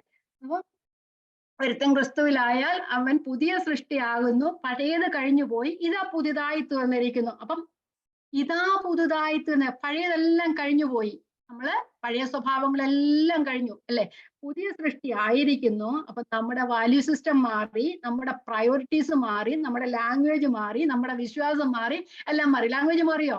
ഓക്കെ, ലാംഗ്വേജ് മാറി. അപ്പൊ ഇംഗ്ലീഷിൽ പറയുന്നത് all things have become new. ദൈവം നമ്മളിൽ നിന്ന് ആഗ്രഹിക്കുന്ന സകലത്തിലും നമ്മൾ മാറ്റം വരണമെന്നാണ്. അപ്പൊ നമ്മള് കർത്താവ് നമ്മെ പുതുതാക്കി തീർത്തത് എങ്ങനെയാ? ഒരു കേടായ വല നന്നാക്കുന്നത് പോലെ അല്ല ദൈവം നമ്മെ സൃഷ്ടിച്ചത് അല്ലെ, നമ്മെ മാറ്റിയത്. പുതിയതൊന്നാ നമ്മൾ സൃഷ്ടിച്ചത് അല്ലെ. കേടായ വല ഒരു മെൻഡ് ചെയ്ത അവസ്ഥയല്ല, നമ്മളിലെ പുതിയതൊന്ന് ദൈവം സൃഷ്ടിക്കുകയായിരുന്നു ചെയ്ത്. ഇങ്ങനെ എസ്കേലിനകത്ത് പറയുന്നുണ്ട്, ഞാൻ നിങ്ങൾക്ക് പുതിയൊരു ഹൃദയം തരും അല്ലെ. ദൈവം നമ്മളുടെ കീറിയതിനെ മെനഞ്ഞെല്ലാം കൂടെ ആയിരുന്നില്ല ചെയ്തത്. ദൈവം നമുക്ക് പുതിയൊരു ഹൃദയമാണ് ദൈവം നമുക്ക് തന്നല്ലേ. വായിക്കാം. എഹെസ്കേല് പ്രവാചകന്റെ പുസ്തകം 36:26-27 എടുക്കണ്ട, ഞാൻ വായിച്ചു വിടാം, നമുക്കറിയാവുന്ന. ഞാൻ നിങ്ങൾക്ക് പുതിയൊരു ഹൃദയം തരും, പുതിയൊരു ആത്മാവിനെ ഞാൻ നിങ്ങളുടെ ഉള്ളിലാക്കും, കല്ലായുള്ള ഹൃദയം ഞാൻ നിങ്ങളുടെ ജഡത്തിൽ നിന്ന് നീക്കി മാംസളമായൊരു ഹൃദയം നിങ്ങൾക്ക് തരും. അപ്പൊ കല്ലായിരുന്ന ഒരു ജഡത്തെ നമ്മളിൽ നിന്ന് മാറ്റി, കല്ലായുള്ള ഒരു ഹൃദയത്തെ നമ്മളിൽ നിന്ന് മാറ്റിയിട്ട് മാംസളമായ ഹൃദയം നിങ്ങൾക്ക് തരും. ഞാൻ എൻ്റെ ആത്മാവിനെ നിങ്ങളുടെ ഉള്ളിലാക്കി നിങ്ങളെ എൻ്റെ ചട്ടങ്ങളിൽ നടക്കുമാറാക്കും, നിങ്ങൾ എൻ്റെ വിധികളെ പ്രമാണിച്ച് നടക്കുക. അപ്പൊ എന്റെ വിധികളെ പ്രമാണിച്ച് നടന്നാൽ മാത്രമേ വിശുദ്ധീകരണത്തിന്റെ പാതയിലേക്ക് നടക്കുവാനായിട്ട് കഴിയുള്ളൂ. അപ്പൊ ആ ചട്ടങ്ങളിൽ നടക്കുമാറാക്കുന്ന ഒരു പരിശുദ്ധാത്മാവിനെ നമ്മുടെ ഉള്ളത്തിൽ തന്നത് കൊണ്ട് നമ്മൾ പുതിയ ഹൃദയം ദൈവം സൃഷ്ടിച്ചു, പല നന്നാക്കിയതല്ല, കീറി മുറിഞ്ഞിരിക്കുകയല്ല. ഇപ്പോഴും ദൈവം നമ്മളൊന്ന് പുതിയ ഹൃദയം തന്നിട്ട് ആ പുതിയ ഹൃദയത്തെ നയിക്കാൻ വേണ്ടി ദൈവത്തിന്റെ പരിശുദ്ധാത്മാവിനെ നമ്മുടെ ഉള്ളിൽ തന്നിട്ട് നമ്മളെ ദൈവത്തിന്റെ വചനവും കൂടെ നമ്മുടെ കയ്യിൽ തന്നു. ആ വചനത്തെ അനുസരിച്ച് നാം ജീവിക്കുമ്പോൾ നാം ആ പുതിയ സൃഷ്ടിയുടെ പെർഫെക്ഷനിലേക്ക് നമ്മൾ ആയിത്തീരും. അതുകൊണ്ടല്ലേ റെവലേഷനിൽ ഇനി വെളിപ്പാട് പുസ്തകം 21-ാം പറഞ്ഞു, ഇനി മരണം ഉണ്ടാകില്ല, ദുഃഖവും മുറവിളയും കഷ്ടതയും ഇനി ഉണ്ടാകില്ല, ഒന്നാമത്തെ എല്ലാം കഴിഞ്ഞു പോയി, സിംഹാസനത്തിൽ ഇരിക്കുന്നവൻ ഇതാ ഞാൻ സകലവും പുതുതാക്കുന്നു. നമ്മെ പുതുതാക്കി ദൈവം നമുക്ക് വേണ്ടി തന്റെ ഏകജാതനായ പുത്രനെ തന്ന് നമ്മെ പുതുതാക്കി തീർത്തു. അതുകൊണ്ട് നാം ഇനി പാപശരീരത്തിന് അടിമപ്പെടാതെ വണ്ണം നമ്മുടെ ശരീരത്തെ ക്രിസ്തുവിനോട് കൂടെ ക്രൂശിക്കപ്പെട്ട അവസ്ഥയിലായിട്ട് ജീവിക്കണം. അതുകൊണ്ട് എഫേസ്യ ലേഖനം 4:22 മുതലുള്ള വാക്യങ്ങൾ ഇങ്ങനെ പറയുന്നു, ഞാൻ വായിക്കാം. എഫേസ്യ ലേഖനം 4:22. മുമ്പിലത്തെ നടപ്പ് സംബന്ധിച്ചു ചതിമോഹങ്ങളാൽ വഷളായി പോകുന്ന പഴയ മനുഷ്യനെ ഉപേക്ഷിച്ച് നിങ്ങളുടെ ഉള്ളിലെ ആത്മാവ് സംബന്ധമായി പുതുക്കം പ്രാപിച്ച് സത്യത്തിന്റെ ഫലമായ നീതിയിലും വിശുദ്ധിയിലും ദൈവാനുരൂപമായി സൃഷ്ടിക്കപ്പെട്ട പുതിയ മനുഷ്യനെ ധരിച്ചുകൊള്ളുന്നു. ഒന്ന് വായിച്ചതായിരുന്നു, ഒന്നുകൂടെ വായിക്കാം. 4:22. മുമ്പിലത്തെ നടപ്പ് സംബന്ധിച്ചു ചതിമോഹങ്ങളാൽ വഷളായി പോകുന്ന പഴയ മനുഷ്യനെ ഉപേക്ഷിച്ചു നിങ്ങളുടെ ഉള്ളിലെ ആത്മാവ് സംബന്ധമായി പുതുക്കം പ്രാപിച്ചു സത്യത്തിന്റെ ഫലമായ നീതിയിലും വിശുദ്ധിയിലും ദൈവാനുരൂപമായി സൃഷ്ടിക്കപ്പെട്ട പുതിയ മനുഷ്യനെ ധരിച്ചുകൊള്ളുക. അപ്പൊ ക്രിസ്തുവിലെ പുതിയ സൃഷ്ടി എന്ന് പറയുന്നത് ആ ദൈവത്തിന്റെ ദിവ്യ സ്വരൂപത്തിന് കൂട്ടാളികളായി തീരുന്ന ഒരു അവസ്ഥയാണ്. നമ്മളൊരു പഴയ മനുഷ്യൻ ഉണ്ടായിരുന്നു. ആ പഴയ മനുഷ്യനെ മാറ്റിയിട്ട് നമ്മൾ പുതിയൊരു മനുഷ്യനെ ദൈവാനുരൂപമായി ദൈവത്തിന്റെ നമ്മെ സൃഷ്ടിച്ചവന്റെ അതേ പ്രതിമ പ്രകാരമുള്ള ഒരു പുതിയ മനുഷ്യനെ നമ്മൾ സൃഷ്ടിച്ചിട്ട് നമ്മൾ ദൈവത്തിന്റെ ആത്മാവിനെ നമ്മൾ തന്ന് ആ ദൈവത്തിന്റെ വിധികളും ചട്ടങ്ങളും നമുക്ക് ബൈബിളിന്റെ രൂപത്തിൽ നമ്മുടെ കയ്യിൽ എഴുതി തന്ന് നമ്മെ അതിൽ നടക്കുമാറാക്കുന്ന ഒരു ദൈവം എന്തിനു വേണ്ടിയിട്ടാണ്? നാം അവന്റെ സന്നിധിയിൽ വിശുദ്ധരും നിഷ്കളങ്കരുമായി തീരേണ്ടതിന് ദൈവം ലോകസ്ഥാപനത്തിന് മുമ്പേ ക്രിസ്തുവിൽ നമ്മെ തിരഞ്ഞെടുത്തു. അതുകൊണ്ട് ആ ദൈവത്തിന്റെ വാഗ്ദത്തമാണ് ദൈവം നമ്മിലൂടെ നിറവേറ്റിയത്. ക്രിസ്തുവിൽ നമ്മെ പുതിയ സൃഷ്ടിയാക്കി തീർത്തു. പഴയ സൃഷ്ടിയിൽ ദൈവം ഉണ്ടാകട്ടെ എന്ന് പറഞ്ഞ് സകലവും ഉണ്ടായതുപോലെയല്ല. പുതിയ സൃഷ്ടിയിലെ നമ്മളുടെ സൃഷ്ടി മഹത്തരകരമാണ്. കാരണം അത് നമ്മൾ വില കൊടുത്തില്ല. എഫേസ്യ ലേഖനം പറഞ്ഞ കരുണാസമ്പന്നനായ ദൈവമോ നമ്മെ സ്നേഹിച്ച മഹാസ്നേഹം നിമിത്തം ആ ദൈവത്തിന്റെ സ്നേഹത്താലാണ്, കൃപയാലല്ലോ നാം വിശ്വാസത്താൽ രക്ഷിക്കപ്പെട്ടിരിക്കുന്നത്. അതിനും നിങ്ങൾ കാരണമല്ല, ദൈവത്തിന്റെ ദാനമേ അത്രയാകുന്നു. കാരണം നിങ്ങൾ വിശ്വസിക്കാനും കാരണം നിങ്ങളല്ല, അത് ദൈവത്തിന്റെ ദാനമോ നമ്മൾ വിശ്വാസം തന്നു. അതിന് ദൈവം ഒരു വലിയ വില കൊടുത്തു. കാൽവറി ക്രൂശിൽ തന്റെ ഏകജാതനായ പുത്രനെ നൽകുവാൻ തക്കവണ്ണം ദൈവം ലോകത്തെ സ്നേഹിച്ചപ്പോൾ ദൈവം വലിയൊരു വില കൊടുത്താണ് നമ്മെ തന്റെ മക്കളാക്കി തീർത്തത്. എന്തിനു വേണ്ടിയാ? ഒരു പുതിയ സൃഷ്ടിയാക്കി തീർത്തത്. ദൈവാരൂപമായി നാം ആയി തീരേണ്ടത്. കാൺമീൻ നാം ദൈവമക്കൾ എന്ന് വിളിക്കപ്പെടുവാൻ പിതാവ് നമുക്ക് ഇത്ര വലിയ സ്നേഹം തന്നിരിക്കുന്നു. നാം അങ്ങനെ തന്നെ ആകുന്നു. അവൻ വെളിപ്പെടുമ്പോൾ നാം അവൻ ഇരിക്കുന്നത് പോലെ അവനെ പോലെ നാം ആയിത്തീരുന്ന ഒരവസ്ഥ. അതിനാണ് ദൈവം നമ്മെ വിളിച്ചിരിക്കുന്നത്. അപ്പം ക്രിസ്തുവിലെ പുതിയ സൃഷ്ടി എന്ന് പറഞ്ഞാൽ വെറുതെ വിശ്വസിച്ച് കർത്താവിന്റെ മക്കളായി തീരുക എന്നല്ല. ദൈവം നമ്മിലൊരു പണി ആഗ്രഹിക്കുന്നുണ്ട്. ദൈവം നമ്മയെല്ലാം ആ പെർഫെക്ഷനിൽ കാണാൻ, തന്റെ പുത്രനെ പോലെ കാണുവാനായിട്ട് ആഗ്രഹിക്കുന്നത് കൊണ്ട് നാം ആ രീതിയിലായിത്തീരണം. അതിനാണ് ഓരോ ദിവസവും ദൈവം നമ്മെ ദൈവത്തിന്റെ വചനത്തിലൂടെ എന്നും നമ്മെ ഓർമ്മിപ്പിച്ചുകൊണ്ടിരിക്കുന്നത്. നാം ദൈവവചനം പഠിക്കുക, ദൈവവചനം അനുസരിക്കുക, ദൈവത്തിന്റെ പുത്രന് അനുരൂപരായി തീരുക. ദൈവം നമ്മെ ആ തെസ്സലോനിക്ക ലേഖനം പറയുന്നത് ദൈവത്തിന്റെ ആ സന്നിധിയിൽ നമ്മെ അനിന്യരായി നാം അനിന്യരായി പോകരുത്. ദൈവത്തിന്റെ പുത്രന്റെ തേജസ്സുവിന് അനുരൂപമായ ഒരു രീതിയിൽ നാം ആയിത്തീരണം. അതാണ് ദൈവം നമ്മെ കുറിച്ച് ആഗ്രഹിക്കാൻ. ദൈവത്തിന്റെ ഇഷ്ടമോ നമ്മുടെ ശുദ്ധീകരണം തന്നെ. ആ ശുദ്ധീകരണ പാതയിലേക്ക് ദൈവം ഓരോ ദിവസവും നമ്മെ ഈ വചനങ്ങളാൽ സഹായിക്കുമാറാകട്ടെ. ദൈവത്തിന്റെ സ്തോത്രം. ദൈവത്തിന്റെ അതിപരിശുദ്ധമായ നാമം വാഴ്ത്തപ്പെടുമാറാകട്ടെ.